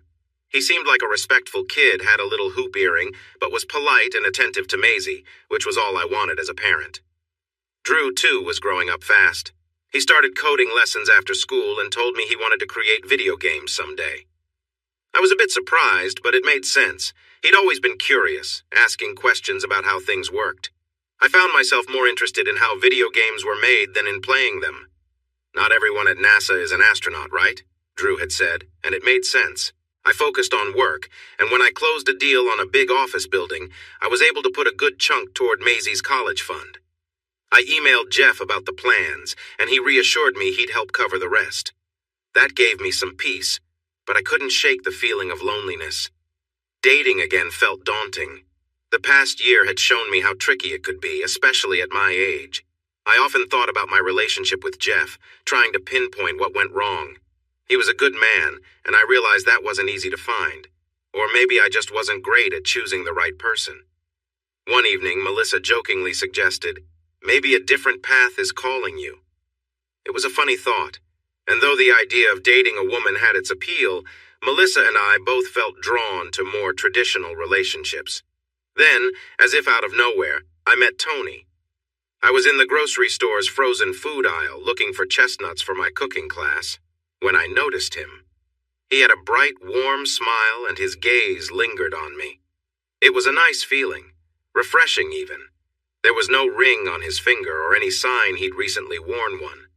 My cautious side kicked in, making me wonder why he was single. Tony had a light tan, dark blonde hair just starting to gray, and a kind face with laugh lines. He wasn't built like a bodybuilder, but had a friendly, easy-going look. Standing at about 5'11", he had a vibe like a low-key Robert Redford, with a square jaw and gentle eyes. His voice was smooth with a Texan accent that was charming. Words like ma'am, reckin, and y'all would sneak into his sentences, and it always made me smile. When he asked me for coffee, I hesitated at first, but eventually agreed. He was funny, attentive, and relaxed, not trying too hard but still making an effort. After my recent experiences, I kept my guard up, but he was patient and didn't mind taking things slow. Our coffee dates soon turned into lunches, and over a few weeks our relationship grew at a pace I was comfortable with. Tony was open about wanting to spend time together and was perfectly fine with going slow. I liked that I could control the pace. There was a little bit of lighthearted flirting, but it was all respectful, and I felt myself enjoying his company more and more. He had been in a long-term relationship that ended when his partner left to pursue other things, and after dating casually for a year, he realized he wanted something more meaningful. I wasn't head over heels right away, but I liked him more with each date. From the beginning, it was clear he genuinely liked me, which was nice for a change. He planned most of our outings, and I enjoyed feeling pursued. It reminded me of when Jeff and I had first started dating. Tony had a special way of making people feel comfortable, like they were the only person in the room. One time, we were waiting in line for food at Chick-fil-A when an argument broke out between two families about their kids running around. I stepped back, unsure of what to do, but Tony went right in, calming them down with a few jokes and smiles. The way he diffused the tension was impressive. He truly had a gift for connecting with others. I even joked that he should consider it as a job, but he laughed and said it was too tiring. In 3 months, we'd gone from feeling okay to comfortable to genuinely happy together. It was exactly what I needed. I introduced him to Melissa and Cindy, and when he went to the restroom, Melissa gave me a thumbs up while Cindy joked about him having a brother. Even though Cindy was married, it was still funny. Tony had this perfect mix of humor and charm that made everyone around him smile, while also making me feel special. One night, we went out with another couple, and I watched how easily he fit in with everyone. I don't necessarily believe deep friendships form overnight, but he seemed to get along well, showing genuine interest in the people we met. By the end of 3 months, I felt like everything was falling into place. There were no red flags, no confusing behaviors, just kindness and care. I even introduced him to Maisie and Drew. They weren't overly excited, but they accepted him, and for a teenager, that felt like a win. It all seemed too good to be true. I spent 3 months expecting something to go wrong, but it didn't. I kept waiting for some hidden flaw to surface, but nothing major did. Sure, there were little things. Tony wasn't perfect after all. He had a habit of being a bit messy, which was a minor annoyance, but honestly, I didn't mind. Tony was laid back in some ways, but particular in others. He'd only do laundry when absolutely necessary, often at the last minute, and never ironed his clothes. He had a thing for reality TV, liked to sleep in, and usually skipped breakfast. He'd sometimes ask random questions out of nowhere, which could be a bit distracting. I'd often wish he'd be more assertive when I needed him to be, or more patient when I felt he was pushing too hard. Then there was his quirky collection lunchboxes from the 1950s filled his basement. I could only wonder what his ex had thought of that. These were small quirks, and while some were mildly annoying, they were also things I could overlook or help him improve over time. I found myself thinking, this is it. This is why I went through all those ups and downs to find him. After a few mistakes, I'd finally found someone who felt right. One thing I noticed early on was that Tony couldn't lie. He'd try to soften his answers but couldn't hide the truth if I asked him something directly. Surprisingly, he had a way of being honest without being hurtful. If he thought my hair was a mess or my outfit wasn't great, he'd say it so gently that I'd end up seeing it myself instead of feeling offended. It was refreshing, the opposite of my past experiences. With Tony, I didn't need to guess or coax his thoughts out. Our connection felt natural and easy. I knew I didn't need wild excitement. I'd had my share of that and found it only brought trouble. I just wanted a real, steady connection. Since being with Tony, I felt more content. My thoughts about Jeff softened too. I still remembered the good times and some of the bad, but those memories seemed lighter now. Maybe I was just finally moving on, or maybe Tony was helping me see things from a new perspective. Oddly enough, I realized I hadn't seen Jeff in person for over a year. We'd been polite at school events and exchanged emails or texts about the kids, but we hadn't actually been face-to-face in 14 months. I'd been busy, and with the kids keeping a distance, I didn't hear much about Jeff's life anymore. Our communication had improved a little, but I still felt that leaving him had been the right choice. Meeting Tony had only reinforced that. Recently, I'd had a medical checkup, a routine one, though always a bit uncomfortable as we get older. I ended up waiting for almost an hour, and with my phone battery low, I decided not to waste it. Instead, I flipped through the outdated magazines on the coffee table. I picked up an issue of Time and found an article about a new educational toy that was trending. It was a small, interactive device designed like a house, with screens on each side that showed a family living inside. The game's appeal was its adaptability. It could be set to match a child's age and interests, teaching them about history, culture, and famous books. The screens had a special effect, giving the illusion of peeking into a real house. It sounded clever, and for a moment I wondered if Jeff had been involved. But after a quick search, I realized it was from a smaller Boston-based company, not one Jeff's team would typically work with. Still, my thoughts drifted to him. Jeff had always had an eye for creative, meaningful projects like this. I wondered if he'd appreciate the idea behind it. Just then, Tony arrived at the doctor's office to pick me up, and any lingering thoughts of Jeff faded. Tony and I were finally in sync. We agreed on what mattered and genuinely cared for each other. I found myself daydreaming about a future together, maybe even moving in and building a life side by side. Tony often talked about his work managing a few malls for a real estate company. His job involved overseeing security and handling the logistics of keeping everything running smoothly. I hadn't thought much about that kind of work before, but he explained it in a way that made sense. It seemed Tony was both organized and reliable, qualities I'd come to appreciate more than ever. In a way, everything felt like it was finally falling into place. I felt ready, excited, even for what might come next. He was quiet for a moment, holding my hands as if trying to find the right words. "Jan, I'm honored that you're here with me. Tonight was important, and I wanted you to be part of it. That's all I meant by special." I never thought... His voice trailed off, and he looked away as though he was struggling with what to say next. I sat there feeling a mix of disappointment and embarrassment. I'd been so sure that this night would be more than just a celebration of his award. It seemed clear in my head, but I could see now how I had let my own hopes take over.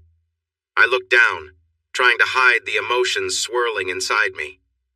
"Jan, I care about you deeply," he finally said, his voice sincere. "But I wasn't planning any big steps tonight. I wanted to celebrate this moment with you, to have you by my side for something that meant a lot to me. I never meant to make you feel like there was more." It was hard to hear, but I appreciated his honesty. I nodded slowly, letting his words sink in. This wasn't the fairy tale moment I'd been hoping for, but at least he was being open with me. We sat in silence, and I tried to gather my thoughts. "Thank you for telling me," I replied quietly. I guess I just got carried away, thinking this would be a turning point for us. Tony gave my hand a gentle squeeze. "Jan, I'm not saying that there won't be a next step, just not tonight." I managed a small smile, trying to show him I understood. "I think I just got ahead of myself, but thank you for wanting me here. It did mean a lot." With that, we settled back into bed, both of us lost in our own thoughts. The night hadn't turned out the way I'd imagined, but maybe it was a reminder that things don't always go according to plan. As I lay there, I realized I needed to let go of the picture I'd painted in my mind and allow things to unfold naturally. even if it meant waiting a bit longer for the future I dreamed of. The next morning, as we shared breakfast and talked casually, I felt a sense of calm. I hadn't gotten the commitment I was hoping for, but I was with someone who cared about me, someone who wanted me to be part of his life, even if it wasn't the happily ever after just yet. I decided to take it one day at a time, grateful for the journey I was on, wherever it might lead. My voice trembled as I asked, "Why can't we?" Tony looked at me, puzzled. Why can't we what? I took a deep breath, trying to hold it together. Move in together. Make this something real and lasting. I watched his expression shift from surprise to something else, something serious. He pulled his hands away and leaned back, clearly thinking hard. "Jan," he began, "I'm never going to ask you to marry me." He said it calmly, meeting my eyes with a steady gaze. I felt my heart drop. "What? What do you mean?" I stammered, my voice unsteady. "Look, what we have is great, Jan, but I don't want to get married. Not to you or anyone. I'm happy with how things are." I could tell he was trying to be kind, to spare my feelings, but the honesty stung. "But why?" I asked, confused and hurt. "I thought we were building something. Shouldn't we be moving forward?"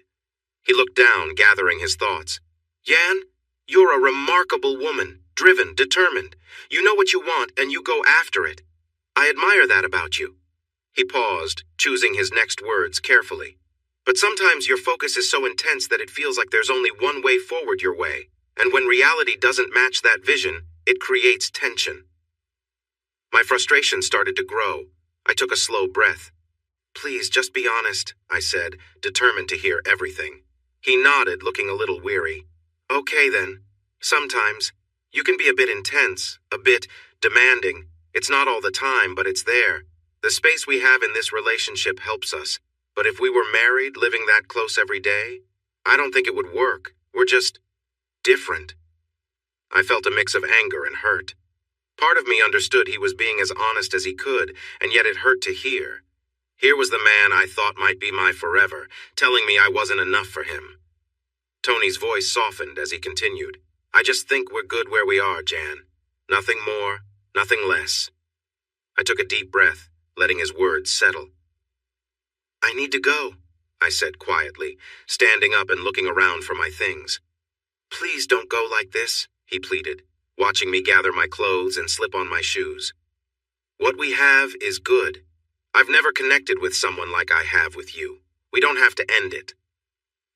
I found my bag, and as I reached for the door, I looked back.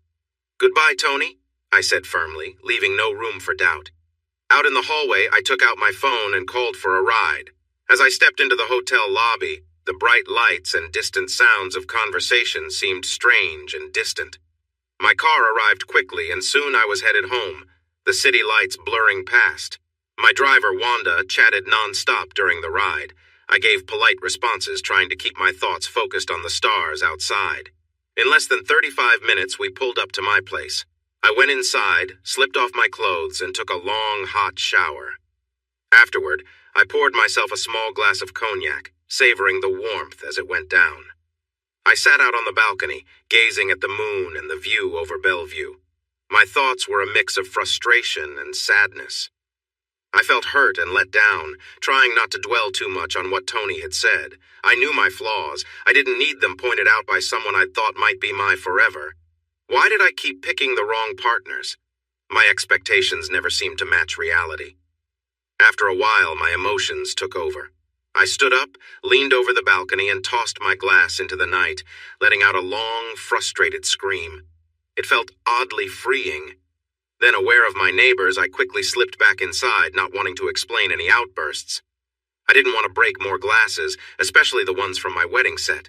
I went to bed, determined not to cry, and finally drifted to sleep. The next couple of days, I took off work. Cindy and Melissa saw I was having a tough time, so they came over to keep me company. I didn't bother changing out of my pajamas. I just didn't feel like it. We watched movies, ate ice cream, and shared a few bottles of wine. I let out my feelings, and they comforted me like true friends do when someone's heartbroken. Tony called once, but Melissa answered and told him I was doing fine, no need to worry. I felt foolish for believing there could be a future where there wasn't one.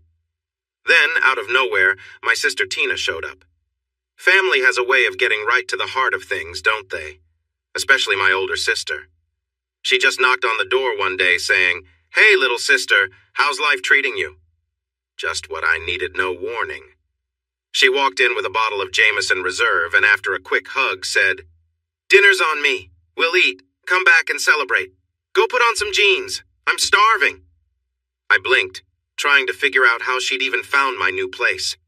We'd been out of touch for so long that she didn't know about my divorce or the move. Still, there she was, as if she'd known everything. I felt off balance. I'd been managing my own life for a while, but when Tina showed up, I felt like a kid again, caught between surprise and admiration. She looked great leaner, deeply tanned, with hair naturally sun-kissed from the sea and sun. She was small, maybe 5 or 6 inches and 115 pounds, with short hair and bright brown eyes. We didn't look much alike. I'm taller, closer to 5'9" inches and about 20 pounds heavier, though with a bigger frame. My hair's chestnut brown and I have blue eyes. Our personalities, though, couldn't be more different. I'm more energetic and intense while she's calm, thoughtful, and quick with dry humor. Still, she can be sharp when she needs to be, especially with her British-style sarcasm. She has a knack for pointing out when someone's taking themselves too seriously, usually me. "Come on, Jan," she laughed. "Are we just going to stand in the doorway? I come bearing gifts." She held up the bottle with a grin. "You can't disappear for 3 years without bringing a gift. Now go get changed and let's go eat. We have a lot to catch up on and I didn't come all this way to stand around." I'd forgotten how fast she talked, how naturally she expected me to fall in line. Maybe we were more alike than I thought. "Of course," I mumbled, stepping aside. She put the bottle on the table and looked at me, waiting. I just stared back. "What?" "Oh, for heaven's sake, come here." She pulled me into a hug and I relaxed, catching the familiar scent of oranges in her hair. "Oh, Tina," I murmured, feeling the tears come. She pulled back, holding my shoulders. "I'm sorry I wasn't here sooner, but I'm here now. Let it all out, little sister. Tina's here." She looked at me, understanding the hurt I still carried from Tony, even though it had been a few weeks since I'd seen him. I'd kept busy with work, hadn't been enjoying much beyond my routine. "Go on," she encouraged, giving me a little nudge toward the bedroom. "Get changed, and let's go get something good to eat. My treat. Then we can talk like old times." I managed a small smile, realizing how much I'd missed her. Sometimes being around the right people is exactly what you need to feel whole again. I headed to my bedroom and pulled on some jeans while Tina chatted from the other room, her voice filling the condo with that lively energy I'd missed. "I stopped by the old house to surprise you," she called out, "and found out you'd left him. I guess we'll have plenty to talk about tonight." "Your place is lovely, by the way," Tina said as she wandered around, stopping to admire the big windows that opened out onto the balcony. While I struggled into some old jeans and searched for socks to match my ankle boots, I heard her open the balcony door and step outside, only to return a moment later. I glanced at myself in the mirror a bit rushed, but good enough. When I walked out, I found her flipping through a cookbook. "Cooking, huh? Is there no end to these new skills of yours?" she asked with a smirk, holding up How to Be a Domestic Goddess. "Not much room for this on a boat, you know. I'm a bit envious. You have a beautiful place, Jan. Really nice." I let out a small laugh. I didn't have much choice but to set up somewhere. "Well, that was your call, wasn't it?" she said, her directness cutting through like always. I sighed and she softened a bit. "Let's save the deep dive for after a few drinks. You'll be more open then." And so we headed out. She'd driven over in another Prius, which surprised me a bit. She caught my raised eyebrows as I explained on our way to Gaucho Grill, a top-notch steakhouse I'd chosen, figuring she could treat us both. Once we'd settled at the restaurant, ordered our drinks and picked our meals, filet with lobster for me, a flaming steak skewer for her, she lifted her glass, giving me a warm smile. "So, where should we start, January?" she asked. "You left Jeff, moved out, started fresh, and somehow found friends who think your daughter's ungrateful. What a journey. Where do we even begin?" I sighed, knowing this was coming the moment I opened the door to her. There was no escaping it. I'd have to share everything, my choices, my reasons, and she'd inevitably analyze it all in that way only sisters can. She must have noticed my hesitation because she offered a crooked smile. Oh, come on, sis. With everything going on, can you blame me for being curious? I took a breath, then started at the beginning, explaining the events leading up to my split with Jeff, the building unhappiness, and eventually the fallout with Tony. I tried to be as honest as I could. Tina's always been good at spotting half-truths and would press me until I laid it all out. She listened intently, reacting with understanding and occasional surprise, letting me feel safe to speak openly. Somehow that made everything easier. We savored the meal, worked through a bottle of wine, and even started on a second. As I finished sharing, I leaned back, fiddling with my wine glass, watching the condensation form. Finally, after a quiet pause, I turned to her. So, what's new with you? We both laughed. It was the perfect, light-hearted break. She raised her glass, smiling, and toasted, "To my sister, whose life is never dull." I managed a half-smile, then asked, "But really, what have you been up to? Any wild stories from the South Seas?" She shifted in her seat, smiling as she looked down. "Ah, that's a story for another time, Jan. Sailing around those seas can be a bit quiet sometimes, though I had the right company for it." Then she changed course. "But back to you. I need some clarity on a few things." I took a deep breath, sensing the direct questions were coming. "You know," she started, "I actually saw Jeff. He's the one who led me to your place. It was supposed to be a surprise, but honestly, I didn't rush over. In fact, I dropped by yesterday and ended up having dinner with him." She paused, watching my reaction. "It's quite revealing hearing your side now. Helps me see the full picture." "The full picture?" I asked, arching an eyebrow. "Come on, Jan," she said, leaning in. "When you're caught up in something, it's hard to see it clearly. Jeff has his own perspective on all this, too. Talking with both of you helps me understand what's really going on." Despite myself, I was curious. I hadn't really known how Jeff was doing lately, and if I was honest, there was a small part of me, the not-so-gracious part, that hoped he wasn't exactly thriving. "So how is he?" I asked as casually as I could manage. Tina saw right through me and teased, "You could just call him and find out, you know." I shook my head, my frustration slipping out. "The last time I tried, I was left reeling for days. I mean, who throws a full dinner party as a single guy these days?" Tina tilted her head, her voice teasing. "Who said he was single?" My heart skipped a beat as she added, "Just joking." But the hint still lingered. She leaned in again, her expression serious. "Let me get this straight, Jan," she said carefully. "You left Jeff because his job and personality didn't match your goals, right?" Her words hit a nerve. I could feel the frustration bubbling up. "No, Tina, that's not it at all. I just wanted something different." And even though I'd said it many times before, somehow I realized I wasn't entirely sure what that something different was anymore. That was my usual answer when people asked about my feelings. Most people get it. Everyone has moments when their partner doesn't seem to see things the same way. But Tina, she wanted specifics. "What exactly did you want that he didn't?" she pressed. I hesitated, trying to find the right words. My usual answer had been enough for everyone else, but Tina wasn't one to let things slide. "Jeff, just he wasn't ambitious," I finally said. "Look at his job. Is that really the kind of work someone with his education should be doing?" "He has his PhD, Jan," Tina reminded me, raising her eyebrows. "Got it 6 months ago." I blinked. "I didn't know that," I said quietly. The kids hadn't mentioned it either. "Well, he does," she said firmly. "You think making toys is beneath him? Who should be shaping the next generation's toys if not someone smart and caring like Jeff?" I felt my cheeks heat up. When she put it like that, I wasn't so sure. But I pushed back, saying, "It just wasn't the right fit for me for us." Tina rolled her eyes. "You know, Jan, you can be a bit of a snob. You didn't even try to see what Jeff saw in his work." I crossed my arms and tried not to look defensive, but Tina pressed on. "So things weren't great, right? You were tired of it all. Fine. But what did you actually do about it besides getting frustrated and dreaming of this perfect life? Did you try to bridge the gap?" I shifted uncomfortably. I'd never thought about it like that. Tina noticed my expression and continued. "Isn't it true that you didn't do much, Jan? You were upset that Jeff wasn't who you wanted him to be. But instead of talking to him, you just got more annoyed, waiting for him to read your mind."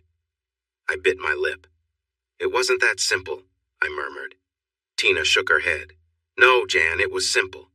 Jeff loved you. He wanted you to be happy, gave you space when you asked for it, and you left without even trying to work through it. Her voice rose, drawing some looks from the tables around us. She took a deep breath, lowering her tone. Jan, all Jeff ever wanted was to make you happy. But did you ever really try to make it work? I looked down. It just wasn't working for either of us, I said, my voice soft. I thought ending it was best. For who? She challenged. Did you even ask Jeff what he wanted? Her words struck deep. I'd never fully considered how my choices might have blindsided him, but hearing her talk about it now made me see it differently. She went on, You know, Jan, you always expected the world to change around you. But how's that worked out? Have these new relationships filled the gaps Jeff couldn't? She didn't give me a chance to respond, which was probably for the best because I had no good answer. Jeff isn't here to blame anymore, she added. It's just you now, Jan. What does that tell you? Her words made me feel raw and vulnerable. She was right. I'd been thinking the same thing in recent months, though I'd always found reasons to push the thought away. After all, it wasn't my fault Tom didn't like kids, or that Damien had unique interests, or that Tony didn't want more. But Tina wasn't done. Jan, the only common thing in all these relationships is you. She leaned back, watching me. There was no smugness, no "I told you so" in her eyes. She looked at me seriously, waiting for me to say something, anything. I felt the weight of her words, but I wasn't ready to admit she might be right. Listen, Tina, I said, voice tight. It's easy for you to judge. You haven't been here through all of this. I jabbed a finger in her direction, feeling the need to defend myself. You've been off living your own life. I was the one here feeling trapped, trying to get out. She held my gaze, unflinching. Oh, Jan. Always quick with an excuse, she said quietly. So tell me, has this new life given you everything you wanted? I opened my mouth but couldn't think of a good response. She shook her head, disappointed. See, Jan, this is what I mean. Instead of really hearing me out, you're just finding excuses, avoiding the truth. And for once, I didn't have a comeback. My marriage is still strong, you know why? Because I learned that it takes work from both sides. It seems like for you, you had 2 kids, got a job, and then thought that was it. But relationships need more than just going through the motions, Jan. It feels like you just gave up. I sighed, trying to explain myself. Am I not allowed to be happy, Tina? Should I have just settled into the perfect wife role and forgotten about myself? You know I'm more than that. I felt trapped, like I was going to break if I stayed. Tina took a deep breath, clearly frustrated. But did you ever talk to Jeff about that feeling? Did you try to really work it out? I think Jeff understood when I left, I said, a little defensive. I mean, he must have known how I felt. Tina raised her eyebrows. No, I don't mean yelling at him for everything he did wrong. I mean sitting down and actually talking to him. Did you ever do that? It hit me then that I hadn't. No, I admitted quietly. I just never did. She shook her head. Jeff thought about calling you afterward just to talk. He wanted closure, but he couldn't bring himself to do it because he thought you'd shut him down. So he respected your decision. He loved you enough to let you go, and you just kept going, moving on to one thing after another. Her words were sharp, but she wasn't wrong. She paused, taking a deep breath before continuing. You already had what you were looking for, Jan, but you couldn't see it. You turned it into something else, made it about everyone but yourself. You've always done that. Her voice softened, but her words cut deep. Then she murmured, wrong side of smart, and picked up her glass of water. That phrase sent a jolt through me. That's not fair, I snapped, louder than I intended. People in the restaurant turned to look, but I didn't care. The phrase echoed every hurtful thing I'd ever heard, every comparison to her, every time I felt I didn't measure up. What? Tina looked at me, surprised, but I kept going, voice quieter but still firm. I'm not stupid, Tina. Don't you dare use that phrase on me, just like Mom used to. I've had enough of that my whole life. Tina's eyes softened as she reached across the table, taking my hand. Jan, that's not what it means. Yes, it does. Wrong side of smart, it means the opposite of smart. It's just another way of saying not smart enough. She looked at me with genuine surprise. No, Jan, that's not what it meant at all. I wiped my eyes, confused and a little vulnerable. Then what did it mean? Mom didn't think you were not smart enough, Jan. Do you remember those intelligence tests we took as kids? You scored higher than me, 13 points higher. Mom didn't tell you because she knew you'd make a big deal out of it. I stared at her, surprised. I would have bragged about it if I'd known. And yet, here she was, telling me something that changed how I looked at myself. What Mom meant, Jan, is that you're smart in a different way. You have a knack for understanding your feelings, for explaining them, for finding justifications when you need them. You're quick to figure out why you feel a certain way, and you're good at coming up with reasons for your side of things. You know how to defend your decisions, even if it means not fully facing them. She paused, letting that sink in. So when Mom said wrong side of smart, she meant you have a talent for arguing your side, sometimes so well that it becomes hard to see anyone else's perspective. Her words stirred something deep within me. It was unsettling but rang true in a way that was hard to ignore. I looked at her, really taking in what she was saying. I felt like for the first time, I was truly listening. I was so focused on my own feelings, blaming others, that I hadn't even thought about my own part in all of it. It wasn't just Jeff's mistakes, you know, Tina continued. You never really talked things over with him before you got upset. But in your mind, that was his fault too, right? You explained your feelings but never looked at what you were bringing to the relationship. She leaned back, giving me a knowing look. And your attitude, always defensive, makes it even harder to connect. I bet right now you're more focused on coming up with a response than really listening to what I'm saying. Her words hit me. Usually I would jump in and defend myself, but this time I just listened. Was she right? Had I been missing the point all along?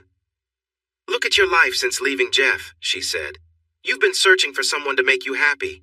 You thought you'd found it a few times, but each time it didn't last. You keep expecting others to fill this void, and you get upset when they don't. She held out her hands. You expect happiness to come from them, not from you. I sat there, a bit stunned. Was I really like this? I thought I knew myself, but her words made me wonder if I had been ignoring the truth. Maybe, just maybe, she was right. I thought back to my behavior over the years, how I criticized Jeff's job, dismissed Drew's interests, overlooked Maisie's feelings, and made excuses for my own choices. These memories came flooding back, and I realized how I had hurt people, all while thinking I was right. I was so quick to judge others, but maybe I hadn't looked at myself clearly. Finally, Tina said softly, Well, are you still with me? I'm hoping you don't hate me for saying all this. I gave a small chuckle. Of course not. I probably needed this, even if I don't want to admit it. Tina looked relieved. Good. It's hard to say these things to someone you care about. After a pause, I said, There's a lot to think about. And there was. I didn't know what else to say, but I knew this conversation would stay with me. I felt like I was seeing myself for the first time, and the view wasn't exactly pretty. Facing the reality of who I was, of who others saw me as, was overwhelming. It was like realizing I'd been the bad guy in my own story all along. For the next few days, I felt low. Tina stuck around to check in on me, and even helped me find a therapist. She came to a few sessions to share her perspective, which helped me see the full picture. It didn't take long for the therapist to help me peel away the layers of excuses I'd built up around myself. I thought I was smart, but as I faced the truth, I finally understood what the wrong side of smart really meant. I was clever, but only in ways that let me dodge responsibility, keep my ego intact, and avoid facing my flaws. Session after session, I learned that I'd been hiding behind my own explanations, using my quick thinking to make excuses rather than listening to others. I thought I was better than everyone else, smarter, wiser, and that made me think I was always right. But I was only fooling myself. I realized that many things I had believed were my strengths had actually hurt others. I had dismissed their feelings, downplayed their needs, and justified my actions as right, simply because they felt right to me. As the truth settled in, it changed everything. Seeing myself clearly wasn't easy, but it was necessary. I began to understand just how deeply I had hurt people, including Jeff, by putting my own needs above theirs. The realization hit me hard, and there were many nights I sat alone, grappling with the weight of what I'd done. I was finally seeing the cost of my actions, and for the first time, I was truly ready to change. The process of realization hit me like waves on the shore, starting with that intense talk with Tina and continuing over the following weeks. It really came to a head when my therapist asked me why I had felt it was okay to leave my marriage. I launched into all the things that had frustrated me about Jeff, which I'd explained countless times before. She listened carefully, jotting down notes. Then she pointed out that all my reasons were negative. I hadn't even tried to balance them with the good things. I'd only focused on what annoyed me, blaming Jeff for everything wrong. It struck me that I had twisted the facts to suit my narrative, ignoring any positives in our relationship. I'd used my own reasoning to justify my actions, filtering out anything that didn't support my decision to leave. As my therapist put it, some people can't see what's in front of them. And it's even worse when they convince themselves there's no need to look. This was a truth I couldn't ignore. I knew I had apologies to make, not just to Jeff, but to my kids, friends, and even to Melissa and Cindy. I began taking small steps to make things right. I found inspiration in the concept of a 12-step program focusing on accountability without needing to place the blame elsewhere. I wanted to reach out to those I'd hurt, and above all, I needed to face Jeff. Thinking about how unfair I'd been to him during our marriage brought up so many memories. I saw how much resentment I'd carried and how dismissive I'd been, even when he'd tried to connect. Looking back, I realized how wrong I'd been to judge him so harshly. Despite my flaws and all I'd put him through, he had cared enough to stick around as long as he did. Listening to a song my dad loved, I realized I had taken what we had for granted. I had convinced myself that I was missing something I deserved, without ever stopping to see the good right in front of me. It dawned on me that while our marriage hadn't been perfect, I could have tried harder to connect with him, to see things from his perspective, to work through it instead of always pulling away. Now that I understood my own role in our issues, I felt waves of guilt. Not just for how I had treated Jeff, but also for how distant I'd become with my own kids. It was painful to admit I'd avoided connecting with them because I didn't know how. In therapy, I had finally accepted this truth. I couldn't turn back time, but I wanted to rebuild what I could. It was time to reach out to Jeff. When I called, he sounded surprised. We hadn't had a real conversation in ages. The fact that I knew so little about his life now only added to my regret. How had I become so distant from someone I'd once shared everything with? When I asked him to come by so we could talk, his first question was about the kids. Is something wrong? It was a reminder of how dedicated he'd always been to them. I assured him it wasn't about the kids, and then the dreaded words slipped out. We need to talk. He actually chuckled and replied, No, Jan, I think we talked enough when we were married. His tone was calm but tired. I could feel my heart tighten. I fought to keep my voice steady. Jeff, please. It's not what you think. I need to say some things, mostly to apologize. I said the last part so quietly I almost couldn't hear it myself. There was a pause, and then he asked gently, Jan, are you okay? You sound different. Is everything all right? Hearing the concern in his voice only deepened my guilt. Well, no, Jeff, I admitted. Things have become clearer to me, and I realize now that I made some big mistakes. I don't know how to make it right, but I'd like to try. Would you come by sometime? I have a lot to say, and most of it is about you. After another pause, he sighed. Jan, this isn't a great time. I've got a lot on my plate right now. We're about to launch a new toy, and there's a legal issue we're working through, so... A legal issue? I interrupted, surprised. Jeff had always seemed so far from anything involving lawyers and courtrooms. He was a creator, not a businessman wrapped up in legal matters. It's a long story, he replied. I could sense he was busy, and I didn't want to push too hard. But even just this brief exchange was enough to remind me of his patience, a quality I'd overlooked so many times. And I knew that whatever happened next, I had to make things right with him, for both our sakes. Actually, yes, that's the one, Jeff said with a small nod. It's that uncle's family toy that's caught so much attention. We showed them a prototype when we first pitched the idea. They said thanks, but no thanks.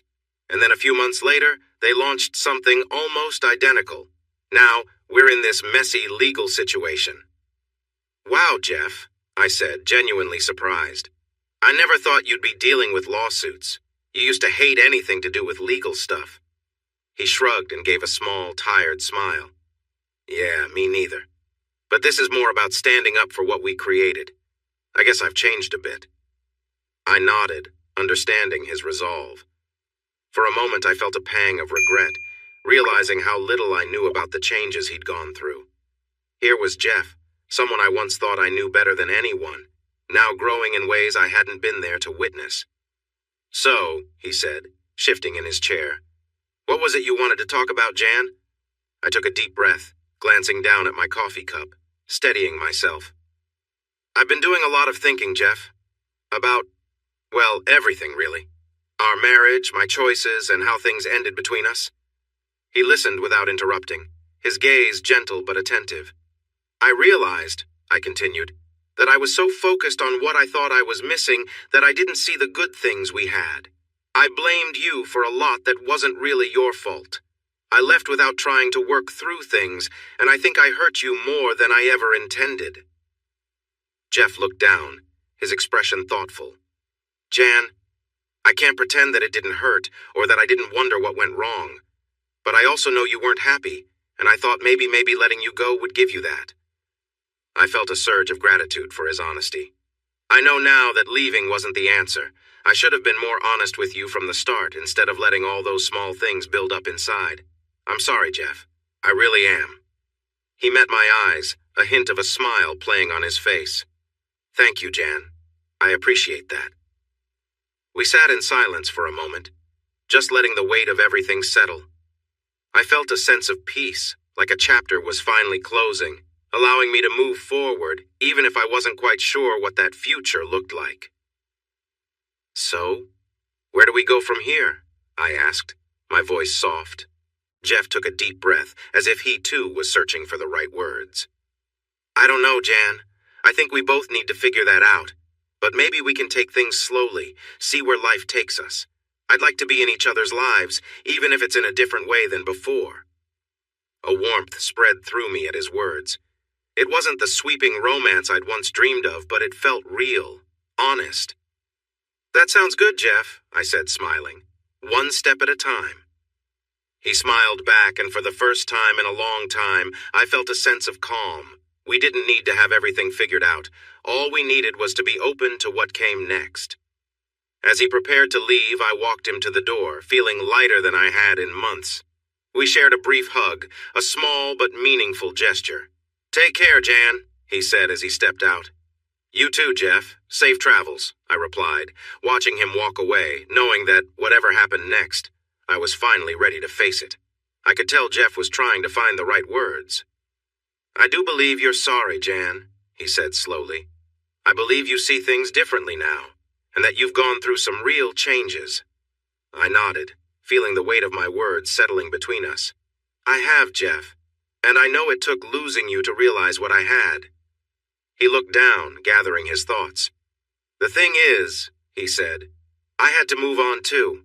I was hurt, and I had to find a way forward.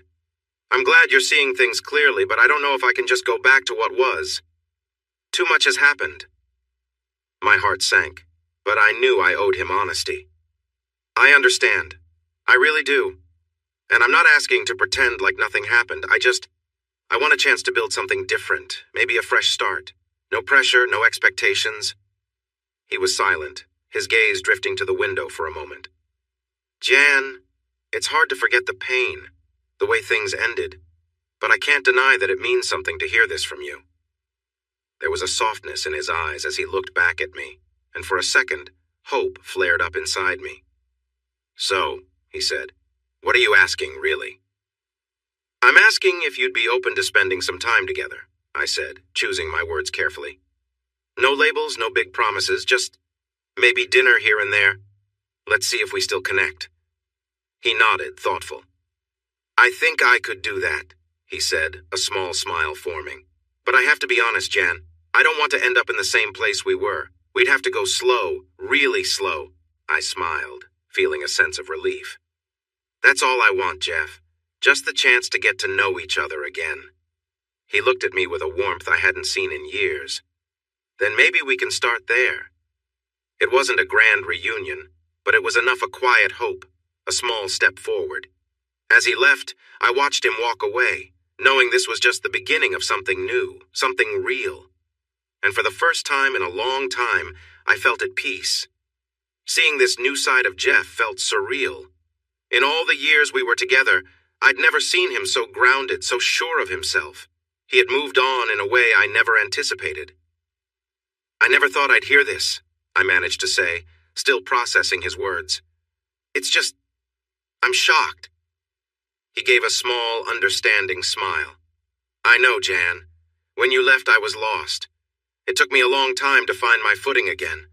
For a while, I didn't know how to be the kind of dad Drew and Maisie needed. It was hard to show up for myself, let alone for them." I felt tears welling up. "Jeff, I didn't realize any of this. I should have, but I didn't. You couldn't have known. You were busy finding your own way. I asked the kids to avoid talking about you around me. It was too painful. I couldn't stand hearing about your new life." He paused. "But eventually, I found a way to move forward." I sat there, unable to look away. "That's when I met Amber," he continued. "She understood what I was going through. We leaned on each other. One thing led to another." Amber. The name felt strange, but I kept listening. He sighed and looked at me with a hint of regret. "We just got married. In fact, after Boston, we're heading to the Bahamas for our honeymoon." The news felt like a punch to the chest, so this was why Tina had been so gentle with her advice. She must have known. He didn't have a wedding ring on, and I realized I'd been glancing at his hand. Jeff noticed and said, "The ring's being resized. Amber got the wrong size, and it takes a bit to fix." I couldn't help but ask, "Does she make you happy?" He nodded. "Yes, she does. But Jan, I want you to know your apology means a lot. I really needed to hear it. It's just that part of my life, our life, it's closed now." I held back tears, searching for strength I didn't feel. "I understand. I want you to be happy." He gave me a long, thoughtful look. "I don't want to shut you out. We'll always be connected through the kids. When I get back, let's have dinner. You can meet Amber. For now, just focus on them. Maisie should be here soon. Drew and she were arranging a ride when I left." He glanced at his watch, then stepped closer, concern in his eyes. "Will you be okay, Jan?" I took a deep breath, trying to keep my voice steady. "Yes, I'll manage. You know me." He hesitated, still worried. "Are you sure?" "Yes, go, Jeff. You have a honeymoon to enjoy, and I have the kids to focus on. It'll be fine," I said, though we both knew my words were thin and fragile. As he reached the door, he stopped and turned back. "Jan," he began, his tone soft. I'm sorry. I'm sorry you realized this too late. Life doesn't always give us second chances, but I hope you can find peace with it. I've let go, and I hope you can too." I gave him a sad smile, grateful for his kindness even though it hurt. "Go on. Enjoy yourself. We'll talk when you get back." He nodded, and as he left, I felt both lighter and emptier. Maybe I didn't get the ending I'd wanted, but perhaps I'd gotten what I needed. Once he was gone, I poured a glass of wine, texted the kids to see when they'd be over, and started planning a trip to the Science Museum. Drew would love it. Life kept moving, and I knew I had to live it too. As for Amber, well, I hoped she was good to him. Hey everyone! Thanks for watching. Don't forget to subscribe and turn on notifications so you won't miss any of the exciting stories we have coming up. What do you think about the characters in this story? Let us know in the comments. We'd love to hear from you.